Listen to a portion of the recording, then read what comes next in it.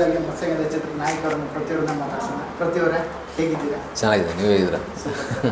ಸರಿಯಾಗಿದ್ದೀರಲ್ಲ? ಅದ್ಭುತ, ನೀವು ಹೇಳ್ಬೇಕು. ಪ್ರಶಾಂತ್ ಅವ್ರನ್ನ ಮಾತಾಡ್ಸಂಗಿಲ್ಲ ಈ ಬಾರಿ, ಪ್ರಮೋಷನ್ ಸಿಕ್ಕಿದೆ ಅಂತಲೇ ಹೇಳ್ಬೋದು. ನಿಜಾನ ಸರ್? ನಮ್ಮ ಮ್ಯೂಸಿಕ್ ಡೈರೆಕ್ಟರ್ ಆಗಿ ಒಂದು ಸ್ವಲ್ಪ ಹಂಗೆ ಪ್ರಮೋಷನ್ ಸಿಕ್ಕಿದೆ, ಖುಷಿ ಇದೆ.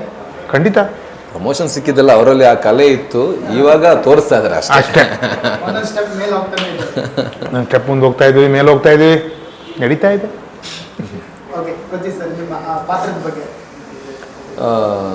ಒಂದು ಪ್ರೊಬೇಷನರಿ ಪೀರಿಯಡಲ್ಲಿರುವಂತಹ ಒಂದು ಸಿಂಗಲ್ ಸ್ಟಾರ್ SI ಪಾತ್ರ, ಒಂದು ಉಪಠಾಣೆಯಲ್ಲಿರುವಂಥ ಜಾಸ್ತಿ ಕೇಸ್ಗಳು ಅಥವಾ ಜಾಸ್ತಿ ಬ್ಯುಸಿ ಅಲ್ಲದೇ ಇರುವ ಠಾಣೆಯಲ್ಲಿ ಕೆಲಸ ಮಾಡಿರುವಂಥ ಒಬ್ಬ ಪೊಲೀಸ್ ಆಫೀಸರ್ ಒಂದು ಚಿಕ್ಕ ಘಟನೆಯಿಂದ ಒಂದು ದೊಡ್ಡ ಜರ್ನಿ ಸ್ಟಾರ್ಟ್ ಮಾಡ್ತಾರೆ. ಆ ಊರಿನವ್ರ ಜೊತೆ ಸಂಪರ್ಕ ಇಟ್ಕೊಂಡು ಒಂದು ದೊಡ್ಡ ಜರ್ನಿ ಸ್ಟಾರ್ಟ್ ಮಾಡ್ತಾನೆ.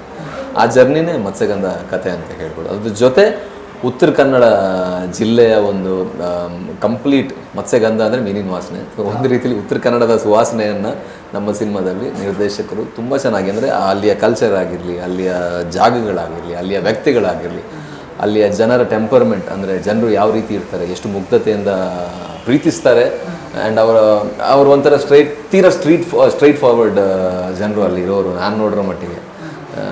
ಸೊ ಅವರ ವ್ಯಕ್ತಿತ್ವಗಳು ಯಾವ ರೀತಿ ಇರುತ್ತೆ ಎಲ್ಲವನ್ನು ಈ ಸಿನಿಮಾದಲ್ಲಿ ತುಂಬ ಚೆನ್ನಾಗಿ ನಿರ್ದೇಶಕರು ಬರೆದಿದ್ದಾರೆ. ಬಿಕಾಸ್ ಅವರು ಕೂಡ ಕರಾವಳಿ ಭಾಗದವರಾಗಿರೋದ್ರಿಂದ ಯೂಶಲಿ ನಮ್ಮ ಕಥೆಗಳನ್ನು ನಾವು ಬರೆದಾಗ, ನಾವು ನೋಡಿರುವಂಥ ಪಾತ್ರಗಳನ್ನು ಬರೆದಾಗ ಇನ್ನೂ ಡೆಪ್ತಾಗಿ ಬರಿಬೋದು. ಸೊ ದೇವರಾಜ್ ಪೂಜಾರಿ ಅವರು ತುಂಬ ಚೆನ್ನಾಗಿ ಬರೆದಿದ್ದಾರೆ, ಒಳ್ಳೆ ಟೀಮ್ ವರ್ಕ್ ಆಗಿದೆ. ಆ್ಯಂಡ್ ಅದೇ ಭಾಗದ ಅದ್ಭುತ ಕಲಾವಿದರು ನಮಗೂ ಸಿಕ್ಕಿದ್ರು. ಕಿರಣಣ್ಣ ಆಗಿರ್ಬೋದು, ಪ್ರಶಾಂತ್ ಅವರು, ಎಲ್ಲ ಉತ್ತರ ಕನ್ನಡ, ಇವರು ಅಲ್ಲಿಯವರೇ, ಹೊನ್ನಾವರದವರೇ, ಅದೇ ಪ್ರಾಂತ್ಯದವರು. ಕಿರಣ್ ಸರ್, ಆಮೇಲೆ ಸಿದ್ಧಿಯವರು ಕೂಡ ಶಿರ್ಸಿ ಆಗಿರೋದ್ರಿಂದ ತುಂಬ ಕನೆಕ್ಟಿವಿಟಿ ಇರುವಂಥ ಅವರು. ಸೊ ಹಾಗಾಗಿ ಆ ಜಾಗದ ಒಂದು ನೈಜ ಸ್ವರೂಪ ಏನಿದೆ ಅದು ಸಿನಿಮಾದಲ್ಲಿ ತುಂಬ ಚೆನ್ನಾಗಿ ಇಳಿದಿದೆ ಅಂತ ಹೇಳ್ಬೋದು.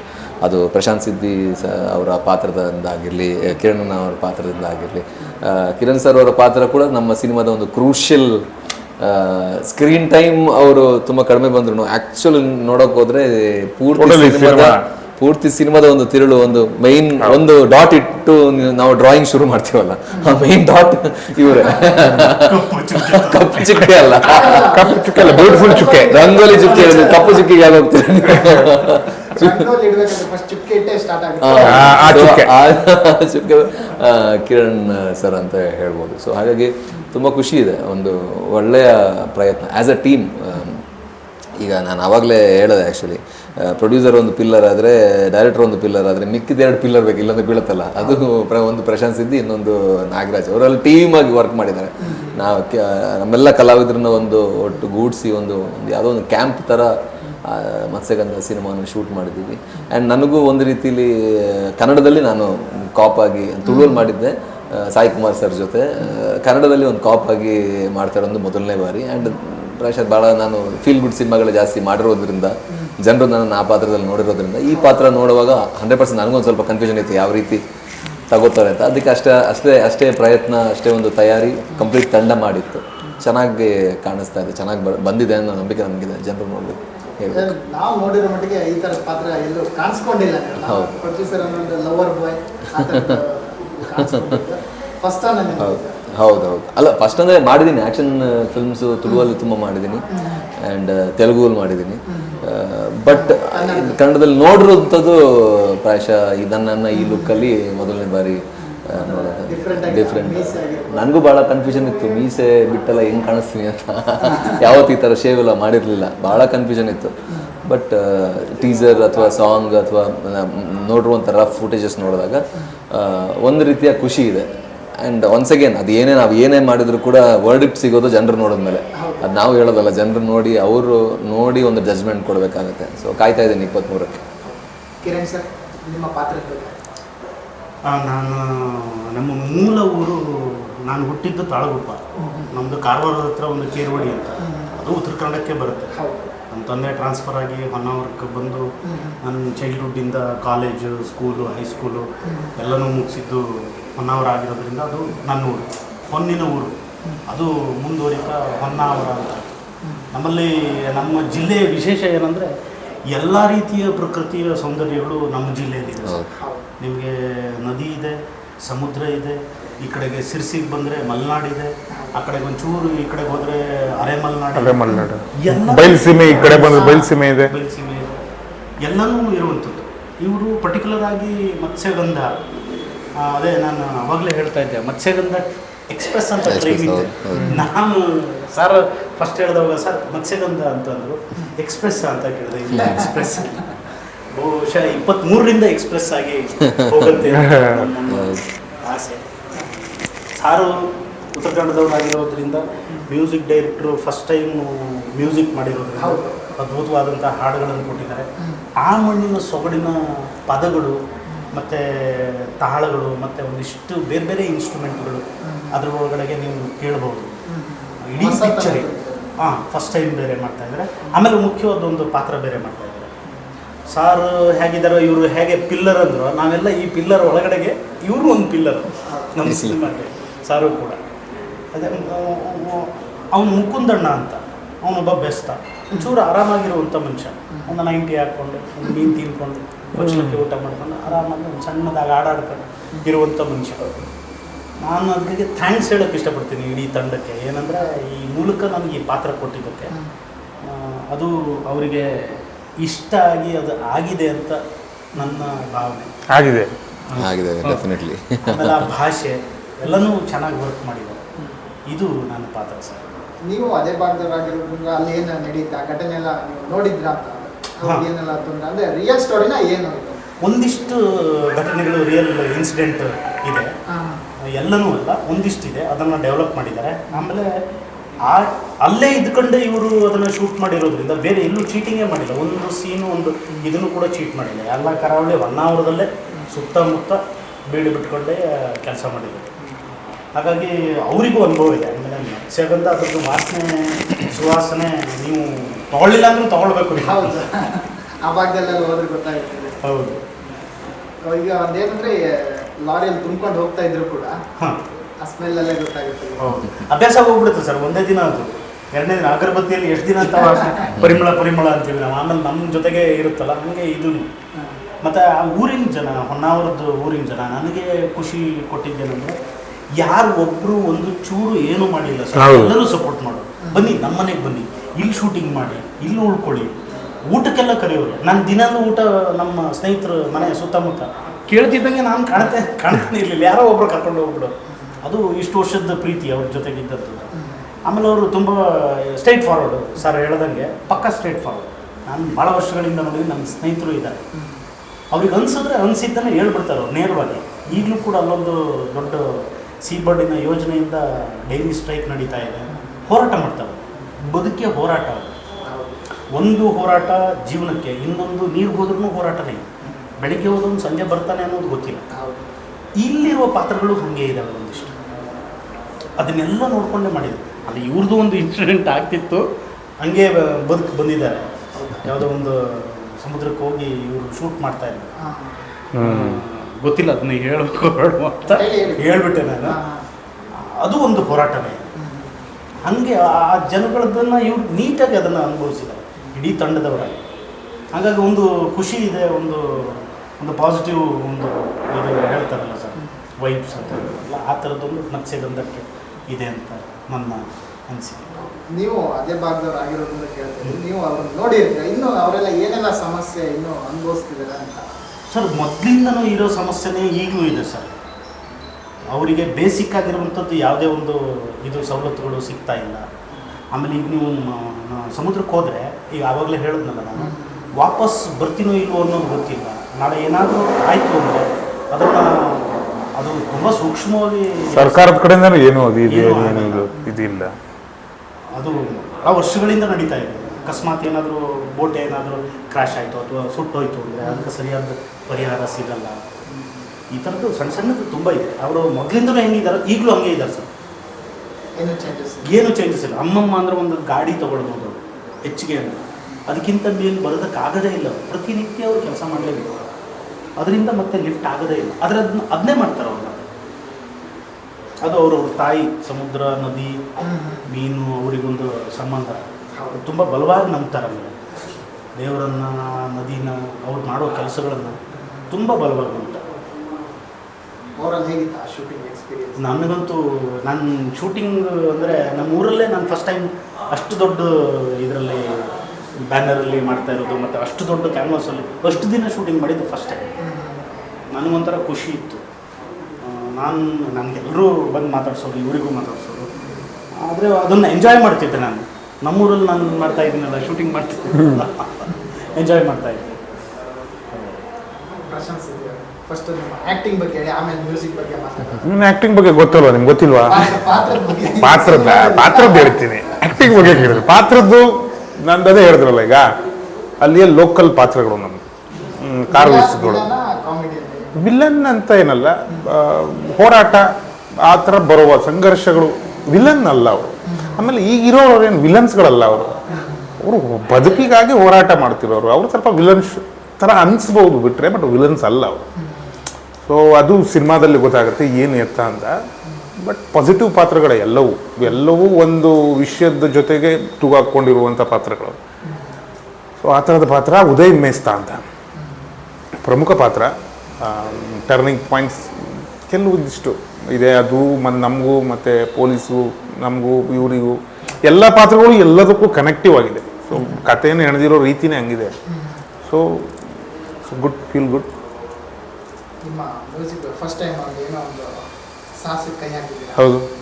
ಹೇಗಿತ್ತು ಆ ಎಕ್ಸ್ಪೀರಿಯನ್ಸ್? ಹೇಗಿತ್ತು? ಯಾಕೆ ಅನಿಸ್ತು ನಿಮಗೆ ಮಾಡಬೇಕು ಅಂತ ಈ ಸಿಚುವೇಶನ್? ನಾನು ಮೂಲತಃ ರಂಗಭೂಮಿ ಕಲಾವಿದ. ನಮಗೆ ಮ್ಯೂಸಿಕ್ಕು ಆಗಲಿ, ಆಮೇಲೆ ನಟನೆ, ಇವೆಲ್ಲ ನಮ್ಗೆ ಹೆಂಗಂದರೆ ರಂಗಭೂಮಿ ಆಗಿದ್ದರಿಂದ ನಮ್ಗೆ ಎಲ್ಲವನ್ನೂ ಒಂದ್ಸತಿ ಕ್ರಿಯೇಟಿವ್ ಆಗಿ ಮಾಡಬೇಕು ಅಂತ ಒಂದು ಆಸೆ ಇರುತ್ತೆ. ಬಟ್ ಅವಕಾಶಗಳು ಕಡಿಮೆ ಆಗ್ತವೆ ನಮಗೆ. ಆಮೇಲೆ ಮುಖ್ಯವಾಗಿ ಏನಂದರೆ ನಾನು ಬುಡಕಟ್ಟು ಜನಾಂಗ. ನಮ್ಮಲ್ಲಿ ಹಾಡು, ನೃತ್ಯ ಇವೆಲ್ಲ ಸರ್ವೇಸಾಮಾನ್ಯ ನಡೀತಾ ಇರೋದು ಕಲ್ಚರ್. ಸೊ ಅದು ಏನಂದರೆ ನನಗೆ ಯಾವಾಗಲೂ ಒಂದು ಹಿಂಟ್ ಇರುತ್ತೆ ನನಗೆ ಅಂತ. ನಮ್ಮೂರಲ್ಲಿರೋ ಎಲ್ಲರಿಗೂ ಒಂದು ಇದೆ, ಅದು ಸ್ಟ್ರಾಂಗ್ ಆಗಿರುತ್ತೆ ಒಂದು. ಸೊ ಅದು ನಂಗೆ ಪ್ಲಸ್ ಪಾಯಿಂಟ್ ಆಗಿತ್ತು. ಆಮೇಲೆ ನಾನೇನಾಯಿತು, ನಾಟಕಗಳಿಗೆಲ್ಲ ಮ್ಯೂಸಿಕ್ ಮಾಡೋಕ್ಕೆ ಸ್ಟಾರ್ಟ್ ಮಾಡಿದೆ.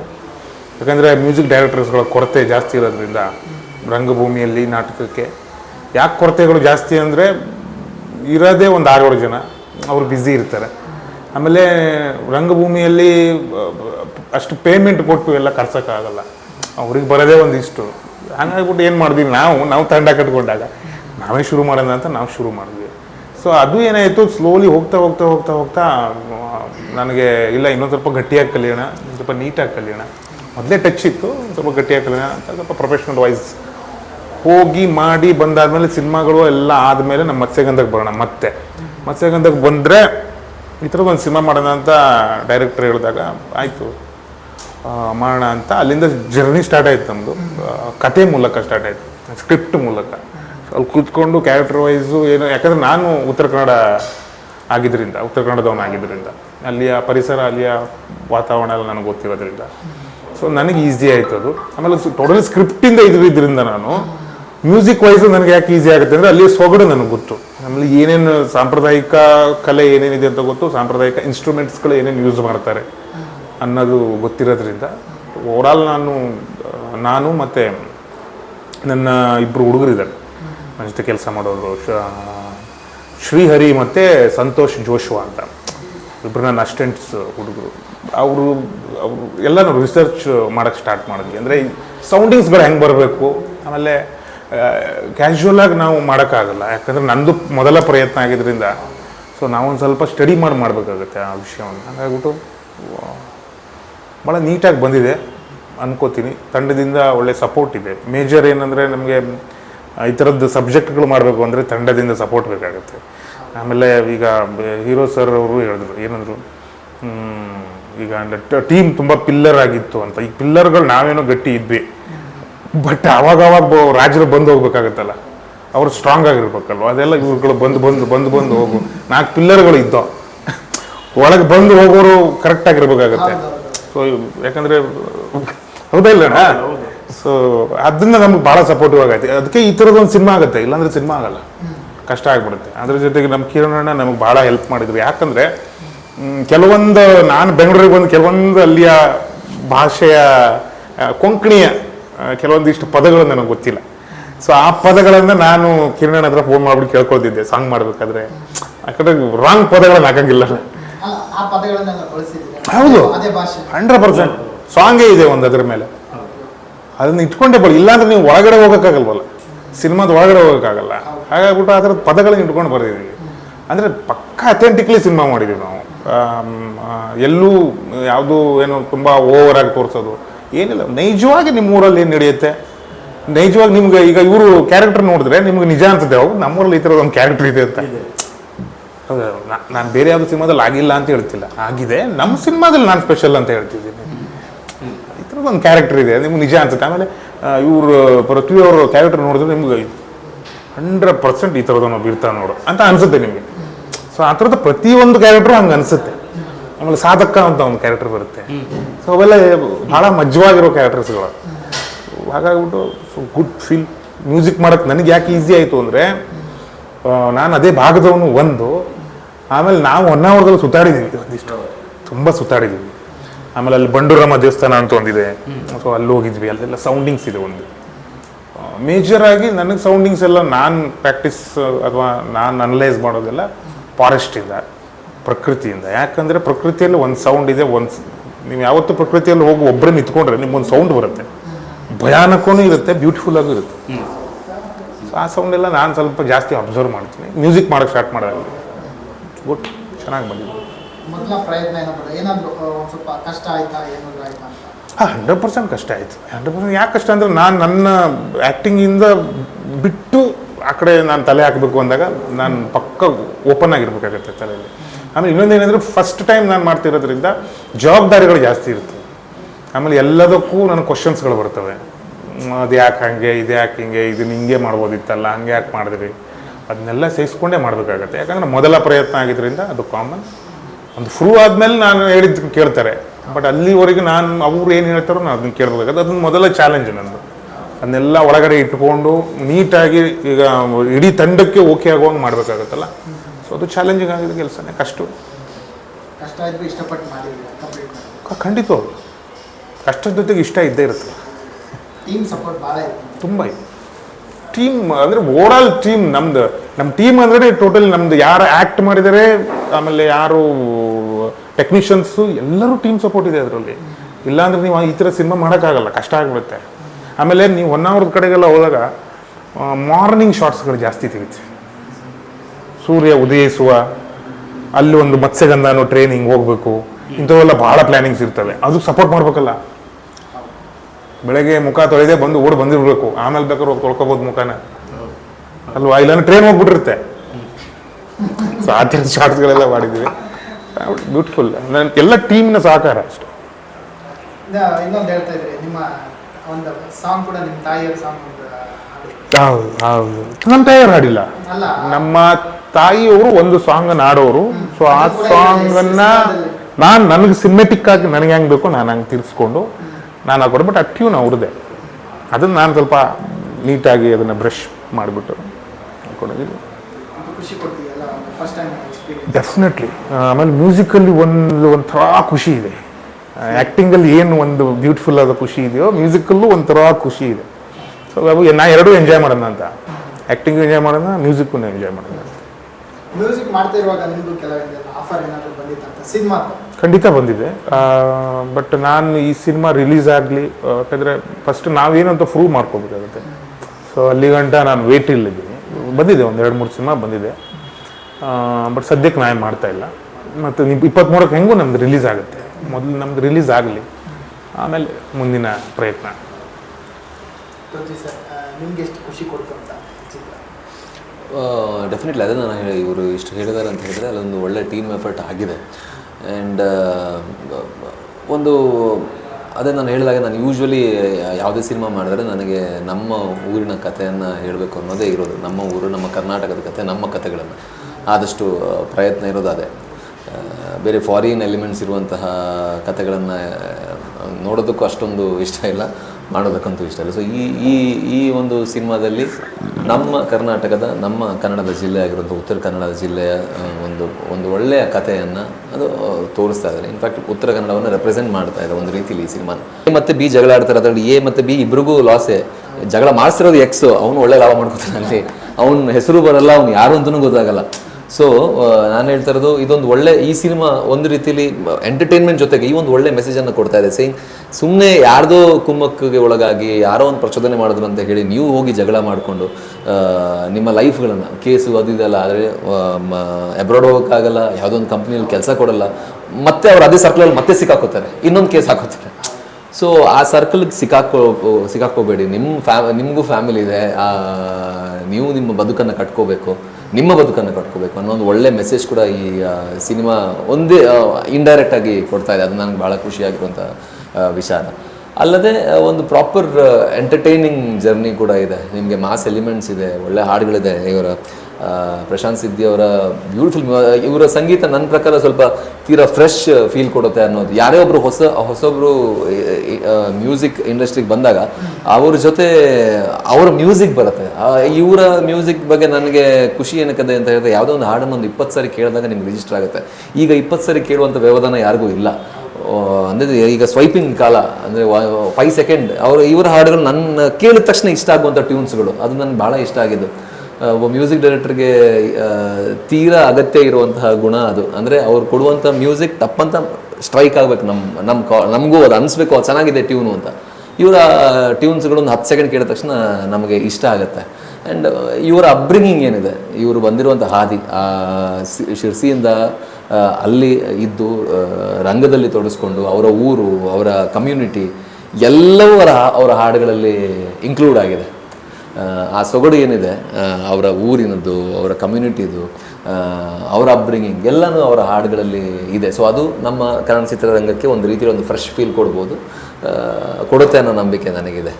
ಸೊ ಅದು ಬ್ಯಾಕ್ಗ್ರೌಂಡ್ ಸ್ಕೋರ್ ವಿಷಯದಲ್ಲೂ ಅದನ್ನು ಅವರು ಪ್ರೂವ್ ಮಾಡಿದ್ದಾರೆ. ಆ್ಯಂಡ್ ಪಾತ್ರವರ್ಗದ ಬಗ್ಗೆ ಹೇಳಬೇಕು ಅಂದರೆ ಕಿರಣ್ ಸರ್ ಇದ್ದಾರೆ. ಇವ್ರ ಜೊತೆ ನಾನು 2ನೇ ಬಾರಿ ನಾನು ಆ್ಯಕ್ಟ್ ಮಾಡುವಂಥದ್ದು ಸೀರಿಯಲಲ್ಲಿ ಆ್ಯಕ್ಟ್ ಮಾಡಿದ್ದೆ. ಅದರಲ್ಲಿ ಫುಲ್ ಜಗಳ ಎಲ್ಲ ಆಗ್ತಾ ಇತ್ತು ಸೀರಿಯಲಲ್ಲಿ ಇವ್ರ ಜೊತೆ. ಅಂದರೆ ಕ್ಯಾರೆಕ್ಟರ್ ವಿಷಯ, ನಿಜ ಅನ್ಬಿಟ್ರಾ ಕ್ಯಾರೆಕ್ಟರ್ಗಳು ಕ್ಯಾರೆಕ್ಟ್ರಲ್ಲಿ ಇಲ್ಲ. ಆ್ಯಂಡ್ ಈ ಸಿನಿಮಾದಲ್ಲಿ ನಾನು ಹೇಳ್ದಂಗೆ ಈಗ ಇವ್ರದೇ ಪಾತ್ರದ ಎಕ್ಸಾಂಪಲ್ ಕೊಡಬೇಕು ಅಂತ ಹೇಳಿದ್ರೆ, ಪ್ರಶಾಂತ್ ಅವರು ಹೇಳಿದ್ರು ಅದೇ ಊರಿನ ಒಬ್ಬರು ವ್ಯಕ್ತಿ ಅನ್ನೋದು ಅನಿಸುತ್ತೆ ಅಂತ.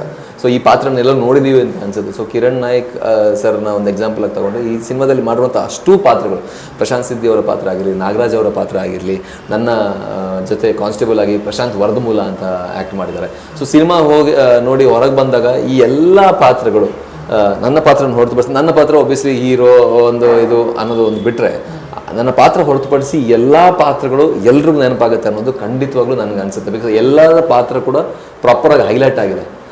ಆವಾಗ ಏನನ್ಸುತ್ತೆ ಅಂತ ಹೇಳಿ, ಆವಾಗ ಆ ರೀತಿ ಮಾಡೋದ್ರಿಂದ ಏನಾಗುತ್ತೆ ಅಂತ ಹೇಳಿದ್ರೆ, ನೋಡ್ಗ ಆ ಒಂದು ಪ್ರಪಂಚ ಇದೆಯಲ್ಲ, ನಿರ್ದೇಶಕ ಕ್ರಿಯೇಟ್ ಮಾಡಿರುವಂಥ ಪ್ರಪಂಚ ಇದೆಯಲ್ಲ, ಅದರಲ್ಲಿ ಜೀವಿಸಕ್ಕೆ ಶುರು ಮಾಡ್ತಾನೆ ನೋಡಿದಾಗ. ಸೊ ಅದು ಒಂದು ಸಿನಿಮಾದ ಒಂದು ಕೋರ್ ಪರ್ಪಸ್ ಅಂತ ನನಗೆ ಅನಿಸುತ್ತೆ. ಸೊ ಆ ಒಂದು ಮೋಟಿವ್ ಏನಿದೆ ಈ ಸಿನಿಮಾದಲ್ಲಿ ಅಚೀವ್ ಆಗಿದೆ, ನಿರ್ದೇಶಕರು ಅಚೀವ್ ಮಾಡಿದ್ದಾರೆ. DOP ಪ್ರವೀಣ್ ಅವರು ತುಂಬ ಚೆನ್ನಾಗಿ ತೋರಿಸಿದ್ದಾರೆ ಉತ್ತರ ಕನ್ನಡವನ್ನು. ಅದು ಸರ್ ಹೇಳಿದಂಗೆ ಉತ್ತರ ಕನ್ನಡದಲ್ಲಿರುವಂಥ ಲ್ಯಾಂಡ್ಸ್ಕೇಪ್ ಇದೆಯಲ್ಲ, ಅದು ಯಾವ ಗೋವಾ ಯಾವ ಕೇರಳಗೂ ಕಮ್ಮಿ ಇಲ್ಲ, ಇನ್ನೂ ಜಾಸ್ತಿ ಎಕ್ಸ್ಪ್ಲೋರ್ ಆಗಬೇಕು ಅನ್ನೋದು ನನ್ನ ಅನಿಸಿಕೆ. ಈಗ ಆ್ಯಕ್ಚುಲಿ ಅಲ್ಲಿರುವಂಥ ಬೀಚ್ಗಳು, ಆ್ಯಂಡ್ ಇನ್ನೊಂದು ಸ್ಪೆಷಾಲಿಟಿ ಏನಪ್ಪ ಅಂತ ಹೇಳಿದ್ರೆ, ಬೀಚ್ ಪಕ್ಕನೇ ಮೌಂಟೇನ್ಸು ಇದೆ. ಈ ಗೋಕರ್ಣ ಎಲ್ಲ ಹೋದರೆ ಬೀಚ್ ಪಕ್ಕನೇ ಮೌಂಟೇನ್. ಭಾರತದಲ್ಲಿ ನಾನು ನೋಡಿಲ್ಲ ಅಂತ ಒಂದು ಬ್ಯೂಟಿಫುಲ್ ಲೊಕೇಶನ್ಗಳು ಭಾಳ ಎಕ್ಸ್ಪ್ಲೋರ್ ಇನ್ನೂ ಆಗಬೇಕು. ಹೊನ್ನಾವರದಲ್ಲೇ ಕಾಂಡ್ಲಾ ವನ, ಮ್ಯಾಂಗ್ರೋವ್ ಫಾರೆಸ್ಟ್, ಅಲ್ಲಿ ಹೋದರೆ ನೀವು ಯಾವುದೋ ಫಾರಿನ್ ಎಲ್ಲೋ ಇದ್ದೀರಾ ಅಂತಲೂ ಅನಿಸುತ್ತೆ. ತುಂಬ ಅನ್ಎಕ್ಸ್ಪ್ಲೋರ್ಡ್ ಪ್ಲೇಸಸ್ಗಳು, ಐಲ್ಯಾಂಡ್ಸ್, ದ್ವೀಪಗಳು ಎಲ್ಲ ಇರೋದು ಹೊನ್ನಾವರದಲ್ಲಿ, ಉತ್ತರ ಕನ್ನಡದಲ್ಲಿ. ಹಾಗಾಗಿ ಅದು ಇನ್ನೂ ಜಾಸ್ತಿ ಎಕ್ಸ್ಪ್ಲೋರ್, ನಮ್ಮ ಸಿನಿಮಾದಲ್ಲಿ ಆದಷ್ಟು ಎಕ್ಸ್ಪ್ಲೋರ್ ಆಗಿದೆ, ಟ್ರೈ ಮಾಡಿದ್ದಾರೆ ಎಕ್ಸ್ಪ್ಲೋರ್ ಮಾಡೋಕ್ಕೆ, ತುಂಬ ಚೆನ್ನಾಗಿ ತೋರಿಸಿದ್ದಾರೆ. ಇನ್ನಷ್ಟು ಎಕ್ಸ್ಪ್ಲೋರ್ ಆಗಬೇಕು ಅನ್ನೋದು. ಆ್ಯಂಡ್ ಅಲ್ಲಿ ಉತ್ತರ ಕನ್ನಡದಲ್ಲಿ ಹೇಳುವಂಥ ಕಥೆಗಳು ಭಾಳ ಇದೆ. ಸರ್ ಹೇಳಿದಾಗೆ ಅಲ್ಲಿಯ ಜನರ ಮನಸ್ಥಿತಿ ಯಾವ ರೀತಿ ಇದೆ, ತೀರಾ ಯುನೀಕ್ ಮನಸ್ಥಿತಿ. ನನ್ನ ಉಡುಪಿ ಜಿಲ್ಲೆ, ನಾನು ಹುಟ್ಟಿದ ಬೆಳೆದಿದ್ದೆ ಉಡುಪಿ, ಕಳೆದೊಂದು ಸ್ವಲ್ಪ ಈ ಕಡೆ ಉತ್ತರ ಕನ್ನಡ ಹೋದ ತಕ್ಷಣ ಅಲ್ಲಿಯ ಭಾಷೆ ಹೇಗೂ ಚೇಂಜ್ ಇದೆ, ಜನರ ಒಂದು ರಿದಮ್ ಇದೆಯಲ್ಲ, ಆ ರಿದಮೇ ಬೇರೆ, ಟೆಂಪರ್ಮೆಂಟೇ ಬೇರೆ. ಇವ್ರು ಹೇಳ್ದಂಗೆ ಸ್ಟ್ರೈಟ್ ಫಾರ್ವರ್ಡ್, ತುಂಬ ಪ್ರೀತಿಸ್ತಾರೆ. ಆ್ಯಂಡ್ ಅಷ್ಟೇ ರೆಬೆಲ್ ಕೂಡ ಆಗ್ತಾರೆ. ಏನೇ ಒಂದು ಸಮಸ್ಯೆ ಅದು ಇನ್ಸ್ಟೆಂಟಲ್ಲಿ, ಯಾರೇ ಏನಾದ್ರೂ ಒಂದು ತಪ್ಪು ಮಾಡಿದ್ದಾರೆ ಅಂತ ಹೇಳಿದ್ರೆ ಅಲ್ಲಿ ಇನ್ಸ್ಟೆಂಟ್ ಅಲ್ಲಿ ಮಾತು ಬಂದೇ ಬಿಡುತ್ತೆ, ರೆಬೆಲ್ ಆಗೇ ಆಗ್ತಾರೆ. ಸೊ ಅದು ಒಳ್ಳೆ ವಿಚಾರನೇ ಅಲ್ವಾ. ಒಂದು ಒಳ್ಳೆ ಮುಗ್ಧರು ಯಾವಾಗಲೂ ಆ ರೀತಿ ಇನ್ನೋಸೆನ್ಸ್ ಇದ್ದಾಗಲೇ ಆ ಒಂದು ರೆಬೆಲ್ ಅನ್ನುವಂಥದ್ದು ಬರುವಂಥದ್ದು. ಸೊ ಆ ರೀತಿ ನೋಡಕ್ಕೆ ಹೋದರೆ ಉತ್ತರ ಕನ್ನಡದಲ್ಲಿ ಕತೆ ಹೇಳುವಂಥದ್ದು ಭಾಳ ಇದೆ, ಭಾಳ ಕತೆಗಳಿದೆ. ಅಂಥದ್ರಲ್ಲಿ ಉತ್ತರ ಕನ್ನಡವನ್ನು ಈ ಒಂದು ಕಥೆ ಮೂಲಕ ರೆಪ್ರೆಸೆಂಟ್ ಮಾಡ್ತಾ ಇರೋದು ನಮ್ಮ ಸಿನಿಮಾ. ಬಹಳ ಖುಷಿ ಇದೆ ಮತ್ಸ್ಯಗಂಧ. ಸೊ 23ನೇ ತಾರೀಕು ನೋಡಿ, ನಿಮಗೆ ಇಷ್ಟ ಆದರೆ ದಯವಿಟ್ಟು ಎಲ್ರಿಗೂ ತಿಳಿಸಿ ಸಪೋರ್ಟ್ ಮಾಡಿ. ಕೊನೆಯದಾಗಿ ಏನು ಹೇಳ್ತೀರಾ ಪ್ರೇಕ್ಷಕರಿಗೆ? 23 ರಿಲೀಸ್ ಆಗ್ತಿದೆ ಸಿನಿಮಾ, ಎಲ್ಲ ಟೀಮರ್ಸ್ ಅದೇ ಎಲ್ಲ ಹೇಳಿದ್ದಾರೆ. 23ನೇ ತಾರೀಕು ಬೇರೆ ಬೇರೆ ಸಿನಿಮಾಗಳು ಬರ್ತಾ ಇದೆ. ನಮ್ಮದೊಂದು ಬಹುಶಃ ಕರಾವಳಿ ತೀರದ ಸಿನಿಮಾ ಯಾವುದೂ ಇಲ್ಲ ಅಂತ ಅಂದ್ಕೊಳ್ತೀನಿ ನನ್ನ ಇದು ಗ್ರಹಿಕೆಯ ಪ್ರಕಾರ. ಹಾಗಾಗಿ ಇದೊಂಥರ ಬೇರೆ ನಮೂನೆಯ ಒಂದು ಸೊಗಡಿನ ಮತ್ತು ಅದೇ ಊರಿನ ಉತ್ತರ ಕನ್ನಡದನ್ನ ಎಕ್ಸ್ಪ್ಲೋರ್ ಮಾಡಿಲ್ಲ ಅಂತ ಹೇಳಿದಾಗ ನಿಜ. ಅದು ಸ್ಕೂಬಾ ಡೈವ್ ಇದೆ, ನೇತ್ರಾಣಿ ಗುಡ್ಡ ಇದೆ, ಐಲ್ಯಾಂಡ್ಗಳು ತುಂಬ ಇದೆ. ಆಮೇಲೆ ಆಮೆಗಳು ಮೊಟ್ಟೆ ಹಾಕುತ್ತೆ, ಅದು ತುಂಬ ಜನರಿಗೆ ಗೊತ್ತಿಲ್ಲ. ಅಲ್ಲಿ ನಾವು ಮಾಡಿದಂಥ ಜಾಗ ಇದೆಯಲ್ಲ, ಕಾಸರಗೋಡು ದಾಟ್ಕೊಂಡು ಅದು ಪ್ರತಿ ವರ್ಷ ಅದು ದೊಡ್ಡ ಪ್ರಮಾಣದಲ್ಲಿ ಆಮೆಗಳು ಮೊಟ್ಟೆ ಹಾಕಕ್ಕೆ ಬಂದು ಮರಿ ಆದ ನಂತರ ಅದೇ ಜಾಗಕ್ಕೆ ಹೋಗುತ್ತೆ. ದೊಡ್ಡ ಇದದು ನಮ್ಮ ಕರ್ನಾಟಕದಲ್ಲಿ. ಅದು ಬಹುಶಃ ಇನ್ನು ಈ ಮೀಡಿಯಾ ಆಗಿಲ್ಲ ಅದು. ಈಗ ಹೆಂಗೆ ಸ್ಕೂಬಾ ಡೈವ್ ನಮ್ಮ ಅಪ್ಪು ಸರ್ ಹೋದ ನಂತರ ಹೆಂಗೆ ಇಡೀ ವರ್ಲ್ಡ್ ವೈಡ್ ಹೆಂಗಾಯ್ತೋ, ಆಮೆ ಮೊಟ್ಟೆ ಹಾಕಿ ವಾಪಸ್ಸು ಹೋಗಿ ಮರಿಗಳು ಅಲ್ಲಿಗೆ ಹೋಗುತ್ತೆ. ಅದನ್ನು ಫಾರೆಸ್ಟ್ನವ್ರು ಅದನ್ನು ಇದು ಮಾಡ್ತಾ ಇದ್ದಾರೆ. ನಮ್ಗೆ ಗೊತ್ತಿಲ್ಲ ಅಷ್ಟೇ, ಅದರ ಡಿಪಾರ್ಟ್ಮೆಂಟ್ನವ್ರು ಅದನ್ನು ಮಾಡ್ತಾ ಇದ್ದಾರೆ. ಅಂಥದ್ದು ತುಂಬ ರೇರ್ ಜಲಪಾತಗಳಾಗಿರ್ಬೋದು, ಆಮೇಲೆ ಅಪರೂಪವಾದಂಥ ಕೀಟಗಳು, ಬೇರೆ ಬೇರೆ ಸಸ್ಯಗಳು ಬೇಜಾನಿದೆ ಅಲ್ಲಿ. ಒಂಥರ ಅದೇ ಹೊನ್ನಿನ ಊರು, ಹೊನ್ನು ತುಂಬ ಕರೆಕ್ಟ್, ಒಂಥರ ಬಂಗಾರದಂಥ ಊರು. ಹಾಗಾಗಿ ಆ ಜಾಗದಲ್ಲಿ ಮಾಡಿದಂಥ ಕತೆ ಮತ್ಸ್ಯಗಂಧ. 23ನೇ ತಾರೀಕು ರಿಲೀಸ್ ಆಗ್ತಾಯಿದೆ. ನಿಮ್ಮೆಲ್ಲರದ್ದು ಸಪೋರ್ಟ್ ಇರಲಿ ಅಂತ ನನ್ನ ಪರವಾಗಿ ಮತ್ತು ನನ್ನ ತಂಡದ ಪರವಾಗಿ ಕೇಳ್ಕೊಳ್ಳೋಕ್ಕೆ ಇಷ್ಟಪಡ್ತೀನಿ. ಮೊದಲನೇದಾಗಿ ನಾನು ನಮ್ಮ ಪ್ರೊಡ್ಯೂಸರಿಗೆ ನೆನೆಸ್ಕೋತೀನಿ. ಯಾಕಂದರೆ ಈ ಥರದ ಸಿನಿಮಾನ ಮಾಡಬೇಕು ಅಂದರೆ, ನಾನು ಹೇಳಿದೆ ಯಾವಾಗಲೂ ಹೇಳ್ದಲ್ಲ, ಮಾಡಬೇಕು ಅಂದರೆ ಒಂದು ಹೌದು ಹೊಸಬರು, ಅವರು ಹೊಸಬರು. ಬಟ್ ಅವರು ಪಾಪ ನಮಗೆ ಹೆಂಗಂದರೆ ನಾವು ಈ ಥರ ಮಾಡ್ತೀವಿ ಅಂದರೆ ನಾವು ಬೆಳೀಲಿ ಅನ್ನೋ ಒಂದು ಕಾರಣಕ್ಕೆ ಬಂದು ನಮಗೆ ಸಪೋರ್ಟ್ ಮಾಡಿದ್ರು. ಸೊ ಅವ್ರಿಗೆ ಮೊದಲನೇದಾಗಿ ಅವ್ರಿಗೆ ಥ್ಯಾಂಕ್ಸು. ಆಮೇಲೆ ಅದೇ ಹೆಂಗೂ ನಮ್ಮ ಪ್ರೇಕ್ಷಕರು ಒಳ್ಳೆಯ ಸಿನಿಮಾನ ಯಾವತ್ತೂ ಕೈ ಬಿಡಲಿಲ್ಲ, ಕೈ ಬಿಡೋದು ಇಲ್ಲ. ಅದು ಕನ್ನಡ ಸಿನಿಮಾನ. ಹಾಗಾಗ್ಬಿಟ್ಟು ನಮ್ಮ ಸಿನಿಮಾನು 23ಕ್ಕೆ ಬಂದು ನೋಡಿ ಶುಭ ಹಾರೈಸಿ. ಮತ್ತು ನಿಮ್ಮ ಸಪೋರ್ಟ್ಸ್ಗಳು ನಮ್ಗೆ ತುಂಬ ಬೇಕಾಗುತ್ತೆ. ಎಲ್ಲ ಜನತೆಗೂ ಒಳ್ಳೆಯದಾಗಲಿ ಅಂತ ಕೇಳ್ಕೊತೀನಿ.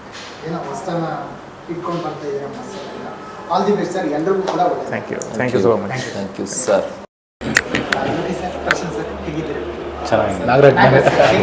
ಚೆನ್ನಾಗಿದೆ.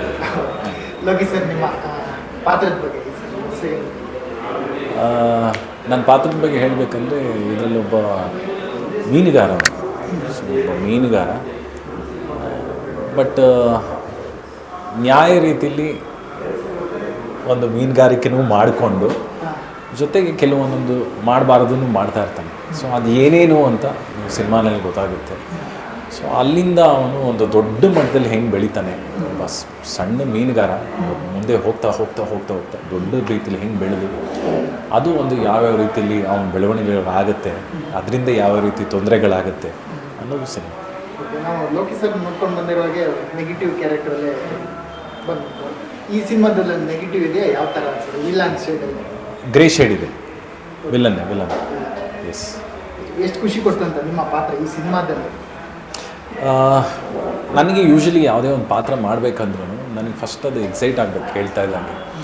ಸೊ ನಾನು ಅದನ್ನು ಕತೆ ಕೇಳಿದಾಗಲೇ ಅವನ ಡಿಸೈನ್ ಹೇಗಿರುತ್ತೆ ಸರ್, ಅಂದರೆ ಅವನ ಹಾವಭಾವಕ್ಕಿಂತನೂ ಅವನ ಅಪೀರಿಯನ್ಸ್ ಹೇಗಿರುತ್ತೆ ಏನು ಅಂತೆಲ್ಲ ಕೇಳ್ತಾ ಇರ್ತೀನಿ. ಸೊ ಆ ಥರದ ವಿಷಯದಲ್ಲಿ ನಾನು ಈ ಒಂದು